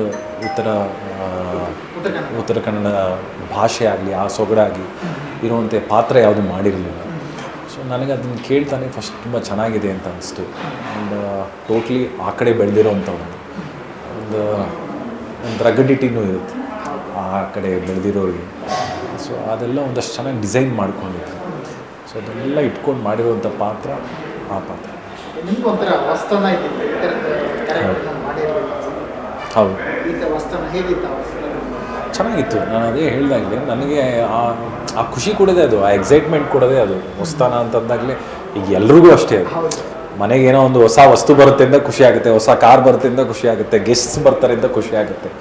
ಸೊ ಹಾಗೆ ನನಗೆ ಒಬ್ಬ ನಟನಾಗಿ ಯಾವುದು ಮಾಡದೇ ಇರೋವಂಥ ಪಾತ್ರಗಳು ಓಕೆ ಬಂದಿದೆ, ಇದನ್ನು ಮಾಡ್ಬೋದು ಅಂತಂದಾಗ ಏನು ಎಕ್ಸೈಟಾಗಿ ಏನೆಲ್ಲ ಹೊಸ ಥರ ನಾನು ತರ್ಬೋದು, ಅದನ್ನೇನು ಡಿಸೈನ್ ಮಾಡ್ಕೊಂಡು ಬಂದಿರ್ತಾರೆ. ಬಟ್ ಒಬ್ಬ ನಟನಾಗಿ ನನ್ನ ಒಂದು ಕಾಂಟ್ರಿಬ್ಯೂಷನ್ ಏನಿರ್ಬೋದು ಅನ್ನೋದನ್ನು ಯೋಚನೆ ಮಾಡಿದಾಗ ಸಾಕಷ್ಟು ವಿಷಯಗಳು ನಾನು ಕಲ್ತಿದ್ದೀನಿ. ಅದನ್ನು ಕಲಿತು ಅದನ್ನು ಪ್ರಯೋಗ ಅಂತಲೇ ಮಾಡಬೇಕು, ಟ್ರೈ ಮಾಡಿದ್ದೀನಿ. ನಾಗರಾಜ್ ಸರ್, ನಿಮ್ಮ ಪಾತ್ರ ಸಿನಿಮಾದಲ್ಲಿ? ಸಿನಿಮಾದಲ್ಲಿ ನನ್ನ ಪಾತ್ರ ಲೋಕೇಶ್ ಕಾರ್ವಿ ಅಂತ ಪಾತ್ರದ ಹೆಸರು. ಆ ಒಂದು ಕಾರ್ವಿ ಸಮುದಾಯದ ಒಂದು ಅಲ್ಲೇ ಹುಟ್ಟಿ ಅಲ್ಲೇ ಬೆಳೆದಿರುವಂಥ ಒಂದು ಕ್ಯಾರೆಕ್ಟರ್. ಅಲ್ಲೇ ಲೋಕಲ್ ಒಂದು ಊರಿಗೆ ಏನಾದರೂ ಸಮಸ್ಯೆ ಇತ್ತು ಅಂತಂದರೆ ಒಂದು ಹೋರಾಟಗಾರರು ಇರ್ತಾರೆ. ಒಂದು ಹೋರಾಟಗಾರ ಹುಡುಗರು ಒಂದಿಷ್ಟು ಗುಂಪು ಇರುತ್ತೆ. ಆ ಗುಂಪಲ್ಲಿ ನಾನು ಒಬ್ಬ ಇರ್ತೀನಿ. ನಮಗೊಂದಿಷ್ಟು ಲೀಡರ್ ಇರ್ತಾರೆ, ನಮಗೊಬ್ರು ಬಾಸ್ ಇರ್ತಾರೆ. ಅವ್ರು ಏನು ಹೇಳ್ತಾರೋ ಅದನ್ನು ಕರೆಕ್ಟಾಗಿ ಕೇಳಿಕೊಂಡು ಅವ್ರು ಏನು ಹೇಳ್ತಾರೋ ಅದು ಅಚ್ಚುಕಟ್ಟಾಗಿ ಮಾಡುವಂಥ ಕೆಲಸ ನಂದಾಗಿರುತ್ತೆ. ಇದು ಅಂತ ಇದು ಕೂಡ ನೆಗೆಟಿವ್ ಪಾತ್ರನ ಏನು? ಇಲ್ಲ, ಅದು ಸಿನಿಮಾದಲ್ಲಿ ಯಾವ ಥರ ತಗೊಂತಾರೆ ಎರಡೂ ಮಿಕ್ಸ್ ಇದೆ ಅಂತ ಅನ್ಸುತ್ತೆ. ಅಲ್ಲ, ನೋಡೋಕೆ ಒಂದು ಸ್ವಲ್ಪ ವಿಲನ್ ಶೀಡಲ್ಲಿ ಅದಕ್ಕೋಸ್ಕರ ನೆಗೆಟಿವ್ ಶೀಡಲ್ಲಿ ನೋಡಿದ್ರೆ ಏನು ಅದಕ್ಕೋಸ್ಕರ ಕೇಳಿ. ಇಲ್ಲ, ಪಾಸಿಟಿವ್ ಕ್ಯಾರೆಕ್ಟರ್ ಥರನೇ ಇದೆ, ಎಲ್ಲೂ ಇದಿಲ್ಲ. ನೋಡೋಣ ಸಿನಿಮಾ ನೋಡಿದಾಗ ಹೆಂಗೆ ಹೇಳ್ತಾರೆ. ಓಕೆ, ಅಂದರೆ ನಿಮ್ಗೆ ಏನು ಅನಿಸುತ್ತೆ ನೆಗೆಟಿವ್ ಅಲ್ಲೇ ಆ ಥರದ್ದು ಅನ್ಸುತ್ತೆ? ನೆಗೆಟಿವ್ ಪಾತ್ರನೇ ಮಾಡೋಕ್ಕೆ ಇಷ್ಟನಾ ಅಥವಾ ಈ ಥರ ಪಾಸಿಟಿವ್ ರೋಲ್ ಮಾಡೋಕ್ಕೆ? ಇಲ್ಲ, ನನಗೆ ತುಂಬ ಇಷ್ಟ ನೆಗೆಟಿವ್ ರೋಲ್ ಮಾಡೋದಂದ್ರೆ ತುಂಬ ಇಷ್ಟ ನನಗೆ ತುಂಬ ಕನೆಕ್ಟ್ ಆಗಿಬಿಡುತ್ತೆ ಬೇಗ. ಬಟ್ ಇದರಲ್ಲಿ ನನ್ನ ಕ್ಯಾರೆಕ್ಟರ್ ಬಂದುಬಿಟ್ಟು ಪಾಸಿಟಿವ್ ಆಗೇ ಇದೆ. ಪಾಸಿಟಿವ್ ನೆಗೆಟಿವ್ ಮಿಕ್ಸ್ ಇದೆ ಅಂತ ಹೇಳೋಕ್ಕಾಗಲ್ಲ. ಖುಷಿ ಕೊಡ್ತು, ತುಂಬ ಖುಷಿ ಕೊಡ್ತು. ಯಾಕಂದರೆ ನಾನು ಆ ಊರಿಗೆ ಹತ್ತಿರ ಆಗಿರೋದ್ರಿಂದ ನನ್ನ ಕೆಲವೊಂದು ಕಣ್ಣಾರೆ ನೋಡಿದ್ದೀನಿ. ನಾನು ಈ ಕೆಲವೊಂದು ಕ್ಯಾರೆಕ್ಟರ್ಗಳು ಕಣ್ಣಾರೆ ನೋಡಿದ್ದೀನಿ. ಸೊ ನಾನು ಈ ಕ್ಯಾರೆಕ್ಟರ್ ಪ್ಲೇ ಮಾಡಬೇಕಾದ್ರೆ ನನ್ನ ಕ್ಯಾರೆಕ್ಟ್ರಲ್ಲಿ ಒಂದಿಷ್ಟು ಅಂದರೆ ಹೌದು ನನಗೆ ಹತ್ರ ಆಗ್ತಿದೆ, ಕನೆಕ್ಟ್ ಆಗ್ತಿದೆ, ಆ್ಯಕ್ಟ್ ಮಾಡೋದಕ್ಕೆ ಈಸಿ ಆಗ್ತಾಯಿದೆ. ಖುಷಿ ಕೊಡ್ತು, ಎಂಜಾಯ್ ಮಾಡ್ಕೊಂಡೇ ಮಾಡಿದ್ವಿ. ನೀವು ಕೂಡ ಹೋಗಿದ್ರಾ ಮೀನುಗಾರರ? ಅವ್ರ ಜೊತೆ ಹೇಳಿದ್ನಲ್ಲ, 1 ವಾರ ಪ್ರಾಕ್ಟೀಸಿಗಂತ ಹೋಗಿದ್ವಿ. 3 ದಿನದಲ್ಲಿ ಕನೆಕ್ಟ್ ಆಗ್ಬಿಟ್ವಿ. 4ನೇ ದಿವಸ ಅವ್ರು ನಮ್ಗೆ ಹುಡ್ಕೊಂಡು ಬಂದ್ರು. ಅವ್ರು ಬಲೆ ಎಳಕ್ಕೆ ಜನ ಬೇಕು. ನಾವು ಪ್ರೀತಿಯಿಂದ ಬಂದು ನೋಡಿದ್ರೆ ಬಾರೋ ಬಲೆ ಎಳಿ ನಾವು ದಿನ 3 ದಿವಸ ಪ್ರಾಕ್ಟೀಸಲ್ಲಿ ಬಲೆ ಎಳಿತಾ ಇದ್ವಿ. ಮತ್ತೆ ಆ ದೋಣಿನ ತಳ್ಬಿಟ್ಟು ಆ ಕಡೆ ಇಡ್ತಾ ಇದ್ವಿ. ಅವ್ರ ಜನಗಳ ಶಾರ್ಟೇಜ್ ಆದಾಗ ನಮ್ಮ ಹೋಮ್ ಸ್ಟೇ ಹತ್ರ ಬರ್ತಾರೆ, ಎತ್ತಕೊಂಡು ಹೋಗ್ತಾರೆ, ಬಂದು ತೊಳ್ಳಿ ಸಹಾಯ ಮಾಡಿ ಅಂತ. ಚೆನ್ನಾಗಿತ್ತು, ಎಂಜಾಯ್ ಮಾಡಿ. ಹೇಗಿದೆ ಮೀನುಗಾರ ಲೈಫ್ ಸ್ಟೈಲ್ ಹೇಗಿದೆ ಅಂತ? ಮೀನುಗಾರ ಲೈಫ್ ಸ್ಟೈಲು ಆ್ಯಕ್ಚುಲಿ ಅವ್ರು ತುಂಬ ಬೆಳಿಗ್ಗೆ ಹೋಗ್ತಾರೆ. 3 ಗಂಟೆಗೆದ್ದು ಅವರು ಫಿಶಿಂಗ್ಗೆ ಹೋಗ್ತಾರೆ. 5:30 6 ಗಂಟೆ ಅಷ್ಟೊಳಗೆ ಬಂದುಬಿಡ್ತಾರೆ. ನಾವು ಜಾಯ್ನ್ ಆಗ್ತಿರೋದು 6 ಗಂಟೆಗೆ. ದೋಣಿ ಬಂದಿರೋದನ್ನು ಎಳೆದು ಇದು ನಮ್ಮ ಕೆಲಸ ಆಗಿದೆ. ಅಲ್ಲ, ನೀವು ಹೋಗಿಲ್ಲ ಅವ್ರ ಜೊತೆ? ಅವ್ರ ಜೊತೆ ಹೋಗಿಲ್ಲ. ಅವ್ರ ಜೊತೆ ಹೋಗೋದಕ್ಕೆ ತುಂಬ ಹರಸಾಹಸ ಮಾಡಬೇಕು ಮತ್ತು ಪ್ರಾಕ್ಟೀಸ್ ಅಷ್ಟೇ ಇರಬೇಕು. ಅದು ಅವರು ಸುಮ್ಮನೆ ಕರ್ಕೊಂಡು ಹೋಗಲ್ಲ. ಈಗ ಒಂದು ದೋಣಿಯಲ್ಲಿ 4 ಜನ ಇದ್ದಾರೆ ಅಂದರೆ 4 ಜನ ಫಿಶರ್ಮೆನ್ ಆಗಿರಬೇಕು. ಅವ್ರಿಗೆ ಕೆಲಸ ಈಸಿ ಆಗುತ್ತೆ. ನಾವೇ ನೋಡೋಕೆ ಹೋಗ್ತೀವಿ ಅಂತ ಹೇಳ್ಬಿಟ್ಟು ನಾವು ಭಯದಲ್ಲಿ ಅಲ್ಲಾಡಿಸ್ಬಿಟ್ಟು ಅವರು ಬಿದ್ದು ನಮ್ಮನ್ನ ಎತ್ತಿ ಅದೆಲ್ಲ ಇದಾಗುತ್ತೆ. ಸೊ ನಾವು ಪ್ರಾಕ್ಟೀಸಿಗೆ ಅಂತ ಹೋಗಿದ್ವಿ. ಒಂದು ಕಡೆ ಆ ದೋಣಿನ ಹೆಂಗೆ ಇದು ಮಾಡಬೇಕು, ಅದು ತಳ್ಳಬೇಕು. ಯಾಕಂದ್ರೆ ನಮ್ಮ ಸೀನಲ್ಲಿ ಬೋಟ್ ರೇಸ್ ಅಂತ ಇದೆ, ದೋಣಿ ಸ್ಪರ್ಧೆ ಅಂತ ಒಂದಿದೆ. ಆ ದೋಣಿ ಸ್ಪರ್ಧೆಯಲ್ಲಿ ನಾನು ಮತ್ತು ಇನ್ನೊಬ್ರು ಮಾಡಲೇಬೇಕು, ನಾವು ಪ್ರಾಕ್ಟೀಸ್ ಮಾಡಲೇಬೇಕು ಅದು. ಸೊ ಅದಕ್ಕೋಸ್ಕರ ಇದನ್ನ ಪ್ರಾಕ್ಟೀಸ್ ಮಾಡಿದ್ವಿ. ಅದನ್ನ ಬಿಟ್ಟರೆ ಮೀನುಗಾರ ಜೊತೆ ಇದ್ದಿದ್ದು ಓನ್ಲಿ ಬಲೆ ಹಿಡಿದಿದ್ದು ಮತ್ತೆ ತಳ್ಳಿದ್ದಷ್ಟೇ ಅಷ್ಟೇ. ಮತ್ತೆ ಬಲೆಯಲ್ಲಿ ಮೀನು ತೆಗೆದು ಅದಷ್ಟು ಈಸಿ ಇಲ್ಲ, ಅದು ಬಿಡಿಸೋದಿದೆ ಗೊತ್ತಾ. ಬಲೆಯಲ್ಲೆಲ್ಲ ಮೀನು ಸಿಕ್ಕಾಕೊಂಡಿರುತ್ತೆ, ಅದನ್ನ ಬಿಡಿಸಿ ಕೆಳಗಡೆ ಹಾಕೋದು ಟಾಸ್ಕ್. ಅದು ಅವ್ರು ಆ ಕಡೆ ಈ ಕಡೆ ನೋಡ್ಕೊಂಡು ಹಿಂಗೆ ಆಗ್ತಾರೆ, ನಮ್ಗೆ ಹಂಗೆ ಬರಲ್ಲ. ನಾವು ಬಿಡಿಸಿ ತೆಗೋದಕ್ಕೆ 5 ನಿಮಿಷ ಪ್ರೊಸೀಜರ್. ಎವ್ರಿಡೇ ರುಟೀನ್ ಅದು. ಹೌದು, ಎವ್ರಿಡೇ ಅಭ್ಯಾಸ ಆಗ್ಬಿಟ್ಟಿರುತ್ತೆ. ಅಂದ್ರೆ ಆಟೋಮೆಟಿಕ್ ಅವ್ರ ಸಿಸ್ಟಮ್ ಅಲ್ಲೇ ಇರುತ್ತೆ, ಇದ್ಬಿಡುತ್ತೆ. ಸೊ ಅವ್ರಿಗೆ ಅದು ದಿನದ ಕೆಲಸ ಆದ್ರಿಂದ ಅದು ಹೆಂಗಾಗುತ್ತೆ ಏನೂ ಇಲ್ಲ. ಆಟೋಮೆಟಿಕಲಿ ಮೈಂಡ್ ಸೆಟ್, ಬಾಡಿ ಎಲ್ಲ ಯೂಸ್ ಆಗ್ಬಿಟ್ಟಿರುತ್ತೆ ಅಲ್ಲಿ. ದಿನ ಕೆಲಸ ಸಾರಿ, ಅಲ್ಲಿ ಒಬ್ರು ನಾನು ಅಬ್ಸರ್ವ್ ಮಾಡಿ ಸರ್, ಒಬ್ರು ಕುರುಡ್ರು, ಅವ್ರಿಗೆ ಕಿವಿನೂ ಕೇಳಿಸಲ್ಲ, ಕಣ್ಣು ಕಾಣಿಸಲ್ಲ ಅವ್ರಿಗೆ. ಅವ್ರು ಡೈಲಿ ಬಂದು ಅವ್ರ ಕೆಲಸ ಏನು ಗೊತ್ತಾ, ಬಲೆ ಬಿಡಿಸಿ ಮೀನು ತೆಗಿಯೋದು. ಅಂದ್ರೆ ಅದು ನೋಡಿ ಅವ್ರು ಯಾವ ಲೆವೆಲ್ ಇದಾಗಿದ್ದಾರೆ ಅಂದ್ರೆ, ಅವ್ರಿಗೆ ಕಣ್ಣು ಕಾಣಿಸಲ್ಲ, ಕಿವಿ ಕೇಳಿಸಲ್ಲ, ಯಾರು ಏನು ಹೇಳಿದ್ರು ಗೊತ್ತಾಗಲ್ಲ. ಅವ್ರು ಯಾರೋ ಒಬ್ರಿಗೆ ಕರ್ಕೊಂಡ್ ಬರ್ತಾರೆ, ಅವರೇ ಒಂದು ರೋಡಲ್ಲಿ ಬರ್ತಾರೆ, ಬಂದು ಯಾರು ಹಿಂಗೆ ಬೋಟ್ ನೋಡ್ತಾರೆ, ಬೋಟ್ ನೋಡ್ಬಿಟ್ಟು ಇದು ಅವಂದು ಯಾರು ನಾಗಪ್ಪಂದು ದೋಣಿ ಕೊಡೋಂದ್ರೆ ಬಿಟ್ಟು ಬಿಡಿಸ್ತಾರೆ. ಅದೊಂದು 50 ರೂಪಾಯಿ ತಗೊಂತಾರೆ, ಆ ಕಡೆ ಹೋಗ್ತಾರೆ. ಅಂದ್ರೆ ಕಣ್ಣು ಕಾಣ್ದಿರೋರು ಕೂಡ ಆ ಕೆಲಸನ ಕರೆಕ್ಟಾಗಿ ಮಾಡ್ತಾರೆ ಅಂತಂದ್ರೆ ಅವ್ರದ್ದು ಎಷ್ಟು ರೊಟೀನ್ ಇರಬೇಡ, ಅದು ಅವ್ರು ಎಷ್ಟು ಅದರಲ್ಲಿ ಅವರು ಇದು ಮಾಡ್ಕೊಂಡಿರ್ತಾರೆ ಅಂತ. ನಿಮ್ಗೆ ಖುಷಿ ಕೊಡ್ತಾ ಪಾತ್ರ? ಅಯ್ಯೋ, ತುಂಬ ಖುಷಿ ಕೊಡ್ತು. ನಿಮಗೂ ಇದು ಮೊದಲೇ ಚಿತ್ರ ರಿಲೀಸ್ ಆಗ್ತದೆ? ರಿಲೀಸ್ ಅಂದರೆ ಸ್ವಲ್ಪ ಲೀಡಲ್ಲಿ ರಿಲೀಸ್ ಆಗ್ತಿರೋದು ಮೊದಲನೇ ಚಿತ್ರ. ಹಿಂದೆ ಯಾವ್ದು ಮಾಡಿ? ಹಿಂದೆ ಮಾಡಿದ್ದೀನಿ, ಕಾಂತಾರ ಮಾಡಿದೆ, ಕಾಂತಾರದಲ್ಲಿ ಮಾಡಿದ್ದೀನಿ. ಅದಾದ್ಮೇಲೆ ಒಂದಿಷ್ಟು ದೊಡ್ಡ ಮೂವೀಸಲ್ಲಿ ಮಾಡಿದ್ದೆ. ಇದೊಂದು ದೊಡ್ಡ ಬ್ರೇಕ್ ಸಿಗ್ಬೋದು ನಿಮಗೆ? ಬ್ರೇಕ್ ಸಿಗುತ್ತೋ ಇಲ್ಲೋ ಗೊತ್ತಿಲ್ಲ. ಏನ್ ಗೊತ್ತಾ, ಯಾವ ಸಿನಿಮಾದಲ್ಲೂ ದೊಡ್ಡದಾಗಿ ಬ್ರೇಕ್ ಸಿಗುತ್ತೆ ಅಂತ ನಾವ್ ಯಾರು ಆರ್ಟಿಸ್ಟ್ಗಳು ಕೆಲಸ ಮಾಡಲ್ಲ. ನಮ್ ಕೆಲಸ ಸಿನಿಮಾ ಗೆಲ್ಬೇಕು. ಈಗ 1 ವರ್ಷ ಈಗ ಎಲ್ಲರೂ ಡೆಡಿಕೇಟಿವ್ ಆಗಿ ಮಾಡಿದ್ದಾರೆ. ಈಗ ಕೆಲವೊಂದು ಇವ್ರು ನೋಡಿದಾಗ ನಂಗೆ ಸ್ವಲ್ಪ ಹೊಟ್ಟೆ ಉರಿಯುತ್ತೆ ಆಕ್ಚುಲಿ.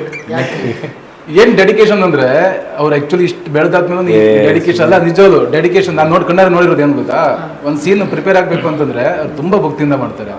ಸೀನ್ ಯಾರನ್ನು ವೇಟ್ ಮಾಡಿಸಲ್ಲ, ಟೆಕ್ನಿಷಿಯನ್ಸ್ ವೇಟ್ ಮಾಡಿಸಲ್ಲ. ಸೊ ಇವರಿಂದ ನಾನು ಸ್ವಲ್ಪ ಕಲ್ತ್ಕೊಂಡೆ. ಕೆಲವು ಸೆಟ್ಟಿಗೆ ಹೋದಾಗ ನಾನು ಕೂಡ ಹಂಗೆ ಮಾಡ್ತಾ ಇದ್ದೇವೆ. ಇಲ್ಲ, ಫೈನಲಿ ಎಲ್ಲರೂ ಬ್ರೇಕ್ ಅದಾಗುತ್ತೆ. ಅದು ಬೇಕು ಅದು ಆಗುತ್ತೆ ಈ ಆರ್ಟಿಸ್ಟ್ಗಳಿಗೆ, ಬಟ್ ಸಿನಿಮಾ ಗೆಲ್ಬೇಕು. ಶ್ರದ್ಧೆಯಿಂದ ನಾವು ಮಾಡಿದಾಗ ಅದು ಒಂದಲ್ಲ ಒಂದಿನ ನಮ್ಗೆ ರಿಸಲ್ಟ್ ಸಿಗುತ್ತೆ. ಏನು ನೋಡೋಣ, ಸಿನಿಮಾ ಗೆದ್ದರೆ ಅದ್ರಲ್ಲಿ ಕೆಲಸ ಮಾಡಿರೋರ್ಗೆ ಎಲ್ಲರಿಗೂ ಬೇಕೇ ಅಲ್ವಾ. Right from the producer, director, cameraman, artist, technicians ಎಲ್ರಿಗೂ ಒಂದು ಹೆಮ್ಮೆ ಅಲ್ವಾ ಈ ಥರ ಒಂದು ಸಿನಿಮಾನಲ್ಲಿ ನಾನು ಮಾಡಿದ್ದೆ, ಕೆಲಸ ಮಾಡಿದ್ದೆ ಅಂತ ಹೇಳ್ಕೊಡೋಕ್ಕೆ. ಸೊ ಅದ್ರ ಪಾಡಿಗೆ ಅದಾಗುತ್ತೆ, ನಾವು ಕೆಲಸ ಮಾಡಬೇಕಷ್ಟೇ ಶ್ರದ್ಧೆಯಿಂದ. ಲೋಕಿ ಸರ್ಗೆ ಏನಂದ್ರೆ ಇವಾಗ ಇನ್ನೇನು ಬಜರಂಗಿ ಲೋಕಿ ಅಂತ ನೀವು ಫೇಮಸ್ ಆಗೋದು, ಅದು ಬಜರಂಗಿ ಆದ್ಮೇಲೆ ಆ ಹೆಸರು ಸಿಕ್ಕಪ್ಪ. ಮತ್ತೆ ಲೋಕಿ ಸರ್ಗೆ ಆ ಸಿನಿಮಾ ಆದ್ಮೇಲೆ ಮತ್ತೆ ಈ ಥರದ್ದು ಇನ್ನು ಟೈಟಲ್ ಸಿಕ್ಕಿಲ್ಲ. ಅಲ್ಲ, ಅದು ಒಂದೊಂದ್ಸತಿ ಹಿಂಗೆ ಅಚ್ಚುಳ್ಬಿಟ್ಟಿದೆ ಅಂತಂದರೆ ಅದನ್ನ ಅದನ್ನು ಮೀರ್ಸೋಕ್ಕಾಗಲ್ಲ ಅಂತಲ್ಲ, ಒಂಥರ ಪಾಸಿಟಿವ್ ಆಗಿ ನೋಡೋದಾದ್ರೆ ಎಷ್ಟು ಜನಕ್ಕೆ ಆ ಥರದ್ದು ಒಂದು ಇದು ಸಿಕ್ಕಿದೆ. ಈಗ ಆ ಪಾತ್ರ ಅಷ್ಟು ಜನಕ್ಕೆ ರೀಚ್ ಆಗಿದೆ ಅಂತಂದರೆ ಆ ಪಾತ್ರನ ಅಷ್ಟು ಸೆಲೆಬ್ರೇಟ್ ಮಾಡಿದರೆ ಒಂದು ಇಷ್ಟ ಆಗಿದೆ ಅಂತ ಅರ್ಥ. So it's okay, it's fine. ನಿಮಗೆ ಅದೇ ಓನ್ಲಿ ಲೋಕಿ ಅಂತ ಕರ್ಸ್ಕೊಳ್ಳೋಲ್ಲ, ಬಜರಂಗಿ ಲೋಕಿ ಅದೇ ಇಷ್ಟ ಆಗ್ತಾ ಇದೆ. ಅಲ್ಲ, ಅದು ಏನಿಲ್ಲ, ನನಗೆ ನನ್ನ ಒರಿಜಿನಲ್ ಹೆಸರು ಕರೆಯೋಕ್ಕೆ ಇಷ್ಟ ಆಗುತ್ತೆ. ನನಗೆ ಇಷ್ಟ ಎಲ್ಲರೂ ಒರಿಜಿನಲ್ ಹೆಸರು ಯೂಸ್ ಮಾಡೋದು. ಬಟ್ ಜನ ಅದರಿಂದ ಗುರುತಿಸಿದಾಗ ನೈಸ್, ಖುಷಿ ಆಗುತ್ತೆ ಒಂಥರ. ಆಲ್ಮೋಸ್ಟ್ ಲೈಕ್ ಒಂದು 10 ವರ್ಷ ಆಯ್ತು ಆ ಸಿನಿಮಾ, 10 ವರ್ಷ ಆದಮೇಲೂ ಈಗಲೂ ಹೌದು. ಸೊ ಅದನ್ನು ಈಗಲೂ ನೆನ್ಪಿಟ್ಕೊಂಡು ಜನ ಇದು ಮಾಡ್ತಾರೆ ಅಂದರೆ ಇನ್ನು ಆ ಪಾತ್ರ ಎಷ್ಟು ರೀಚ್ ಆಗಿತ್ತು ಅದು. ಸೊ ಡೈರೆಕ್ಟ್ರಿಗೆ ಥ್ಯಾಂಕ್ಸ್ ಹೇಳಬೇಕು, ಆ ಪಾತ್ರನ ಅಷ್ಟು ಮಟ್ಟಿಗೆ ಒಂದು ಕ್ರಿಯೇಟ್ ಮಾಡಿದ್ದಕ್ಕೆ. ಎಂಟ್ರ್ ಆಗುವಂಥ ಸಂದರ್ಭದಲ್ಲೇ ಶಿವಣ್ಣ ಜೊತೆ ಅವ್ರ ಜೊತೆಲ್ಲ ಪಾತ್ರ ಸಿಕ್ತು, ಎಷ್ಟು ಖುಷಿ ಇದ್ದಿತ್ತು ಸರ್ ಆ ಮೂಮೆಂಟಲ್ಲಿ? ಇಲ್ಲ, ನಂದು ಆಲ್ಮೋಸ್ಟ್ ನಾನು ಎಂಟರ್ ಆಗಿದ್ದು 2008ಅಲ್ಲಿ, ಸವಾರಿ ನಂದು ಫಸ್ಟ್ ಫಿಲಮ್. ಅಂದರೆ ಒಂದು ಬ್ರೇಕ್ ಥರ ಆಗಿದ್ದು ಮೇಜರು. ಅದಕ್ಕೆ ಮುಂಚೆ ಶಿವಣ್ಣನ ಜೊತೆ ಒಂದು ಶಿವ ಅಂತ ಒಂದು ಸಿನಿಮಾನು ಕೆಲಸ ಮಾಡಿದ್ದೆ. ಬಟ್ ಅದರಲ್ಲೆಲ್ಲೋ ಚಿಕ್ಕದಾಗಿ ಹಿಂದೆ ಎಲ್ಲೋ ನಿಂತಿರ್ತೀನಿ ಅಷ್ಟೇ ಆ ಥರದ್ದು ಇದ್ದು. ಬಟ್ ಅಗೇನ್ ಒಂಥರ ಬ್ರೇಕ್ ಥ್ರೂ ಇದಕ್ಕೆ ಫಸ್ಟು ಹರ್ಷ ಸರ್ ಥ್ಯಾಂಕ್ಸ್ ಹೇಳಬೇಕು, ನೆಕ್ಸ್ಟ್ ಶಿವಣ್ಣ ಸರ್ಗೂ ಥ್ಯಾಂಕ್ಸ್ ಹೇಳಬೇಕು. ಬಿಕಾಸ್ ಅವರಿಬ್ಬರು ಒಪ್ಪಿ ಆಯಿತು ಮಾಡಿಸೋಣ ಹೊಸ ಹುಡುಗರ ಕೈಲಿ ಅವೆಲ್ಲ ಆ ಚಾನ್ಸ್. ಬಿಕಾಸ್ ಆ ಥರ ಟೈಮ್ಗಳೆಲ್ಲ ಈಗಲಾದರೂ ಇದೆ, ಅಟ್ಲೀಸ್ಟ್ ಓಕೆ ಹೊಸೊಬ್ಬರು ಬರ್ತಾ ಇದ್ದಾರೆ, ಆ ಒಂದು ಬೇರೆ ರೀತಿಯ ಅಪ್ರೋಚ್ ಇದೆ ಆ್ಯಕ್ಟರ್ಸ್ನ ಕಾಸ್ಟ್ ಮಾಡೋದು. ಆ ಟೈಮಲ್ಲಿ ಎಲ್ಲದಕ್ಕೂ ಮೇನ್ ಇರಲಿ, ದೊಡ್ಡೋರಿರಲಿ ಅಂತಲೇ ಇದ್ದಿದ್ದಂಥ ಒಂದು ಟೈಮ್ ಆ ಘಟಕದಲ್ಲಿ. ಇಲ್ಲ ಹೊಸ ಹುಡುಗರ ಕೈಲಿ ಮಾಡಿಸೋಣ ಈ ಥರದ್ದು ಒಂದು ಚಾನ್ಸ್ ತೊಗೊಂಡ್ರಲ್ಲ, ಅದಕ್ಕೆ ಥ್ಯಾಂಕ್ಸ್ ಹೇಳಬೇಕು. ಆ ಮೂಮೆಂಟಲ್ಲಿ ಶಿವಣ್ಣ ಏನಂದ್ರು ನಿಮಗೆ? ಒಂದು ಮೇಜರ್ ರೋಲ್ ಪ್ಲೇ ಮಾಡ್ತಿದ್ರು ಬಜರಂಗಿ. ಅಲ್ಲ, ನಾನು ಒಂದು ಕಾಕತಾಳಿ ಏನು ಅಂದರೆ ಅವ್ರದ್ದು ನಂದು ಕಾಂಬಿನೇಷನೇ ಇಲ್ಲ ಸಿನಿಮಾನಲ್ಲಿ. ಬಜರಂಗಿ ಎಡಿಟಿಂಗ್ ಆಗಿರೋದಲ್ಲ, ಅಲ್ಲ ಎಲ್ಲ ಅವ್ರದ್ದೇ ಸಪ್ರೇಟ್ ಟ್ರ್ಯಾಕ್ ಬರುತ್ತೆ, ಅದು ಸಪ್ರೇಟ್ ಟ್ರ್ಯಾಕ್ ಬರುತ್ತೆ. ಸೊ ಎಲ್ಲೂ ಭೇಟಿನೇ ಇರಲ್ಲ, ಸೀನ್ಸು ಇರಲ್ಲ. ಆಲ್ಮೋಸ್ಟ್ ಸಿನಿಮಾ ಪ್ರೀ ರಿಲೀಸ್ ಇವೆಂಟಲ್ಲೋ ಏನೋ ಆ ಟೈಮಲ್ಲಿ ಮೀಟ್ ಮಾಡಿದ್ವಿ, ಏನಮ್ಮ ಹಂಗೆ ಕಾಣಿಸ್ತೀಯ ಅಂತ. ಅದಾಗಿಲ್ಲ ಬಜರಂಗಿ 2 ಕೂಡ ಅವ್ರ ಜೊತೆನೇ ಸಾಕು, ಅದು ನೆರವೇರ್ತು ಅಂತ ಹೇಳ್ಬೋದು. ನನಗೆ ಅದೊಂದು ಇದ್ದಿತ್ತು, ಆವಾಗ ಮಾಡಿದ್ರು ಅವ್ರ ಜೊತೆ ಸೀನ್ಸ್ ಇದಿಲ್ಲ ಅಂತ ಹೇಳ್ತಾರಲ್ಲ, ಮನ್ಸಾರ ಅಂದ್ಕೊಂಡ್ರೆ ಖಂಡಿತ ಹಾಗೆ ಆಗುತ್ತೆ ಅಂತ. ಸೊ ಆ ಒಂದು ಆಸೆನ ಹರ್ಷಮಷ್ಟೇ ತಿರ್ಗಾ ನೆರವೇರಿಸಿದ್ರು ಅಂತ ಹೇಳ್ಬೋದು. ಬಜರಂಗಿ 2 ಆಲ್ಮೋಸ್ಟ್ ಥ್ರೂ ಔಟ್ ಇತ್ತು. ಕರೆಕ್ಟ್, ಎಸ್, ಶಿವಣ್ಣ ಜೊತೆನೇ ಕಂಟಿನ್ಯೂ ಆಗ್ತಾ ಹೋಗುತ್ತೆ. ಅದರಲ್ಲೂ ಕೂಡ ಅದೊಂದು ಕನಸು ಮತ್ತೊಂದ್ಸರಿ ಈಡೇರ್ತಂತ ಅದನ್ನ ಆಲ್ಮೋಸ್ಟ್ ಒಂಥರ ಒಳಗಡೆ ಏನಿತ್ತು ಅದೇ ಆಚೆ ಬಂದಿದೆ ಸಿನಿಮಾ ನಿಲ್ಲು ಅಂತ ಹೇಳ್ಬೋದು. ಅಂದರೆ ಒಂಥರ ಲಕ್ಕಿ ಅಂತಲೇ ಹೇಳ್ಬೋದಾ ಈ ಥರದ್ದೆಲ್ಲ ಚಾನ್ಸ್ ಸಿಗ್ತಾವ್ರೆ ಏನು ಅಂತ ನಿಮಗೆ? ಖಂಡಿತ ಹೌದು. ಇವಾಗ ನಾನು ಯೋಚನೆ ಮಾಡೋದಾದರೆ ಸುಮಾರಷ್ಟು ಜನ ಆ್ಯಕ್ಟರ್ಸ್ಗಳಿದ್ದಾರೆ, ಎಷ್ಟೋ ಜನ ನಮ್ಮಷ್ಟೇ ಹಾರ್ಡ್ ವರ್ಕ್ ಮಾಡ್ತಾರೆ, ಎಲ್ಲರೂ ಮಾಡ್ತಾರೆ, ಎಲ್ಲ ಇದ್ದಿದ್ದು. ಬಟ್ ಎಲ್ಲೋ ಒಂದು ಕಡೆ ಫೈನಲಿ ಅದೇನೋ ಡಿಸೈಡ್ ಆಗುತ್ತೆ, ಓ ಈ ಕ್ಯಾರೆಕ್ಟ್ರಿಗೆ ಇವ್ರು ಬರೋದು ಅಂತ ಇದು ಮಾಡ್ತಾರಲ್ಲ, ದಟ್ ಈಸ್ ವೇರ್ ಎಲ್ಲ ಕೌಂಟ್ಸ್ ಅಂತಲೇ ಹೇಳ್ಬೋದು. ಆ ಒಂದು ವಿಷಯದಲ್ಲಿ I feel I am grateful ಎಲ್ಲ ಒಂದು ಡೈರೆಕ್ಟರ್ಸ್ಗಳು, ರೈಟ್ ಫ್ರಮ್ ಬಜರಂಗಿಯಿಂದ ಇರೋದು, ಅದಾದಮೇಲೆ ರಥಾವರ ಆಗಲಿ, ಇನ್ನೊಂದಾಗಲಿ ಜಯಮಾರುತಿ 800 ಆಗಲಿ, ಅಥವಾ ಈಗಿನ ಬೇರೆ ಬೇರೆ ಭಾಷೆಗಳಿಗಾಗಲಿ, ಅಥವಾ ಈ ರೀಸೆಂಟ್ ಪ್ರಶಾಂತ್ ಸರ್ಗಾಗಲಿ, ಸಲಾರಲ್ಲಾಗಲಿ, ಇದಕ್ಕಾಗಲಿ ದೇವರಾಜ್ ಪೂಜಾರಿ ಸರ್ಗಾಗಲಿ. ಸೊ ಇಲ್ಲ ಇವರೇ ಮಾಡಿದ್ರೆ ಚೆನ್ನಾಗಿರುತ್ತೆ ಅಂದ್ಕೊಂಡು ಒಂದು ನಂಬಿಕೆ ಇಟ್ಟು ಕೊಡ್ತಾರಲ್ಲ. ಸೊ ಆ ವಿಷಯದಲ್ಲಿ I am thankful to all directors. Prashanth Neel ಬಗ್ಗೆ ಹೇಳ್ತಿದ್ರೆ ಪ್ರತಿಯೊಬ್ಬರಿಗೂ ಒಂದು ಡ್ರೀಮ್ ಇರುತ್ತೆ, ಅವರು ಡೈರೆಕ್ಷನಲ್ಲಿ ಆ್ಯಕ್ಟ್ ಮಾಡಬೇಕು ಅಂತ. ನಿಮ್ಗೆ ಏನಾದರೂ ಒಂದು ಸಣ್ಣ ಡ್ರೀಮ್ ಇದ್ದಿತ್ತಾ ಅಂತ ಅಂದ್ಕೊಂಡಿದ್ರಾ? ಕರೀತಾರೆ ಅಂತ ಅಂದ್ಕೊಂಡಿರಲಿಲ್ಲ, ಬಟ್ ಎಲ್ರಿಗೂ ಇರುತ್ತೆ. ಇವಾಗ ಎಲ್ಲ ದೊಡ್ಡ ಡೈರೆಕ್ಟರ್ಸ್ ಜೊತೆ ಕೆಲಸ ಮಾಡಬೇಕು ಅಂತ ಎಲ್ಲ ಆ್ಯಕ್ಟರ್ಸ್ಗೂ ಹಂಬಲ ಇರುತ್ತೆ. ಮೀಟ್ ಆದಾಗ ಏನಾದರೂ ಮಾತಾಡಿದ್ರಾ? ರಥಾವರ ಟೈಮಲ್ಲಿ ಒಂದ್ಸತಿ ಮಾತಾಡಿದ್ದೆ. ರಥಾವರ ಟೈಮಲ್ಲಿ ಯಾವಾಗ ಒಂದ್ಸತಿ ಸೆಟ್ಸಿಗೆ ಬರೋರು ಮಾತಾಡಿದ್ದೆ, ಅವಾಗ ಅವರು ಮಾತಾಡ್ಸಿದ್ರು ಚೆನ್ನಾಗಿ ಮಾಡ್ತಾಯಿದ್ರು. ಅದಾದಮೇಲೆ ಯಾವಾಗಲೂ ಮಾತಾಡ್ಸಿರಲಿಲ್ಲ. ಅದಾದಮೇಲೆ ಇದು ಕಾಲ್ ಬಂತು, ಒಂದು ಹಿಂಗೆ ಅನ್ಕೊತಾ ಇದ್ದಾರೆ ಸರ್ ಒಂದು ಕ್ಯಾರೆಕ್ಟ್ರಿಗೆ ಮಾಡಬೇಕು ಮಾಡಿದ್ರೆ ಚೆನ್ನಾಗಿರುತ್ತೆ ಅಂತ ಹೇಳ್ತಾ ಇದ್ದಾರೆ. ಏನಾಗುತ್ತೆ ಖುಷಿ ಆಗುತ್ತೆ ಅಲ್ಲ ಸರ್ ಅಂಥ ದೊಡ್ಡ ದೊಡ್ಡ ಡೈರೆಕ್ಟರ್ಸ್ ಜೊತೆಲಿ ಕೆಲಸ ಮಾಡ್ಬೋದು. ಬಿಕಾಸ್ ಆ ರೋಲ್ಗಾಗಲಿ ಯಾರನ್ನ ಕರ್ಕೊಂಬಂದು ಬೇಕಾದ್ರೂ ಮಾಡಿಸ್ಬೋದಾಗಿತ್ತು. ಆಲ್ಮೋಸ್ಟ್ ಕನ್ನಡದವ್ರನ್ನೇ ತುಂಬ ಜನ ಅದನ್ನೇ ಅಲ್ಲ ಕನ್ನಡದವ್ರು ಕರ್ಕೊಂಬಂದ್ರು ಆ ಎಲ್ಲ ರೋಲ್ಗಳು ಅವ್ರು ಮನ್ಸು ಮಾಡಿದರೆ ಅವ್ರಿಗಿರೋ ಪಾಸಿಬಿಲಿಟೀಸ್ಗೆ ಇಂಡಿಯಾದಲ್ಲಿ ಯಾವ ಮೂಲೆಯಿಂದ ಕರ್ಕೊಬೇಕಾದ್ರೂ ಬಂದು ಮಾಡಿಸ್ಬೋದಾಗಿತ್ತು. ಬಟ್ ಅಂಥದ್ರಲ್ಲಿ ಇಲ್ಲಿರೋರಿಗೆ ಇಲ್ಲಿಯ ಒಂದು ಪ್ರತಿಭೆಗೆ ಇವ್ರುಗಳೆಲ್ಲ ಚೆನ್ನಾಗಿ ಮಾಡ್ತಾರೆ ಹುಡುಗರು ಇವಾಗಿನ ಇದಾಗ್ತಾ ಇದ್ದಾರೆ ಅಂತ ಒಂದು ಅವ್ರಿಗೊಂದು ಒಪಿನಿಯನ್ ಇದೆಯಲ್ಲ ನಮ್ಗಳ ಮೇಲೆಲ್ಲ. ಸೊ ಅದಕ್ಕೆ ಥ್ಯಾಂಕ್ಸ್ ಅಂತ ಹೇಳಿ. ಅಂದರೆ ಲಕ್ಕಿ ಲಕ್ಕಿ ಅಂತಲೇ ಹೇಳ್ಬೋದು. ಎಲ್ಲ ನೀವು ಇಷ್ಟಪಟ್ಟ ಡೈರೆಕ್ಟರ್ ಜೊತೆನೂ ಕೆಲಸ ಮಾಡಿದ್ದೀರಿ, ಇಷ್ಟಪಟ್ಟ ಹೀರೋಗಳ ಜೊತೆ ಕೆಲಸ ಮಾಡಿದ್ದೀರಿ. ಲಕ್ಕಿ ಅಂತ ಹೇಳ್ಬೋದಾ ಏನಂತ ಲಕ್ಕಿ? ಅಲ್ಲ ಲಕ್ ಅನ್ನೋದು ನನಗೆ ಎಲ್ಲಿದಾಗುತ್ತೆ ಅಂದರೆ ನಿಮ್ಮ ಹಾರ್ಡ್ ವರ್ಕೂ ಇರಬೇಕು. ಒಂದು ಕಡೆ ಯಾರು ಸುಮ್ಮನೆ ಅಂತೂ ಮಾಡಲ್ಲ, ನೋಡ್ತಾ ಬರ್ತಾ ಇರ್ತಾರೆ ಹಿಂದಿನ ಸಿನಿಮಾಗಳಲ್ಲಿ ಹೇಗೆ ಕೆಲಸ ಮಾಡ್ತಾ ಇದ್ದಾರೆ ಏನು ಅಂತಲೂ ಎಲ್ಲ ನೋಡ್ಕೊಂಡು ಬರ್ತಾರೆ. ಬಟ್ ಅದಾದಮೇಲೆ ಒಂದು ಇದರಲ್ಲಿ ಇಲ್ಲ ಇವ್ರು ಮಾಡಿದ್ರೆ ಚೆನ್ನಾಗಿರುತ್ತೆ ಅಂತ ಅಂತಾರಲ್ಲ. ಸೊ ಎವ್ರಿಥಿಂಗ್ ಕೌಂಟ್ಸ್ ಅಂತ ಹೇಳ್ಬೋದು. ಹಾರ್ಡ್ ವರ್ಕ್, ಆಪರ್ಚುನಿಟಿ, ಲಕ್ ಎಲ್ಲ ಕೌಂಟ್ ಆಗುತ್ತೆ ಅಂತ. ನಿಮಗೆ ಬಂದಂಥ ಪಾತ್ರಕ್ಕೆ ಯಾವುದಾದ್ರೂ ಕೈ ತಪ್ಪಿ ಹೋಗಿದ್ದು ಉಂಟಾ ಗೊತ್ತಿರೋ ಹಾಗೆ? ನನಗೆ ಆ ಥರ ಯಾವುದು ನಿಮ್ಗೆ ಏನಾದರೂ ಡ್ರೀಮ್ ಇದೆಯಾ? ಅಂದರೆ ಇವರೇ ಡೈರೆಕ್ಟರ್ ಜೊತೆ ಆ್ಯಕ್ಟ್ ಮಾಡಬೇಕು, ಹೀರೋ ಜೊತೆ ಆ್ಯಕ್ಟ್ ಮಾಡಬೇಕು ಆಸೆ ಅಂತ ಆ ಥರದ್ದು ಏನಾದ್ರು?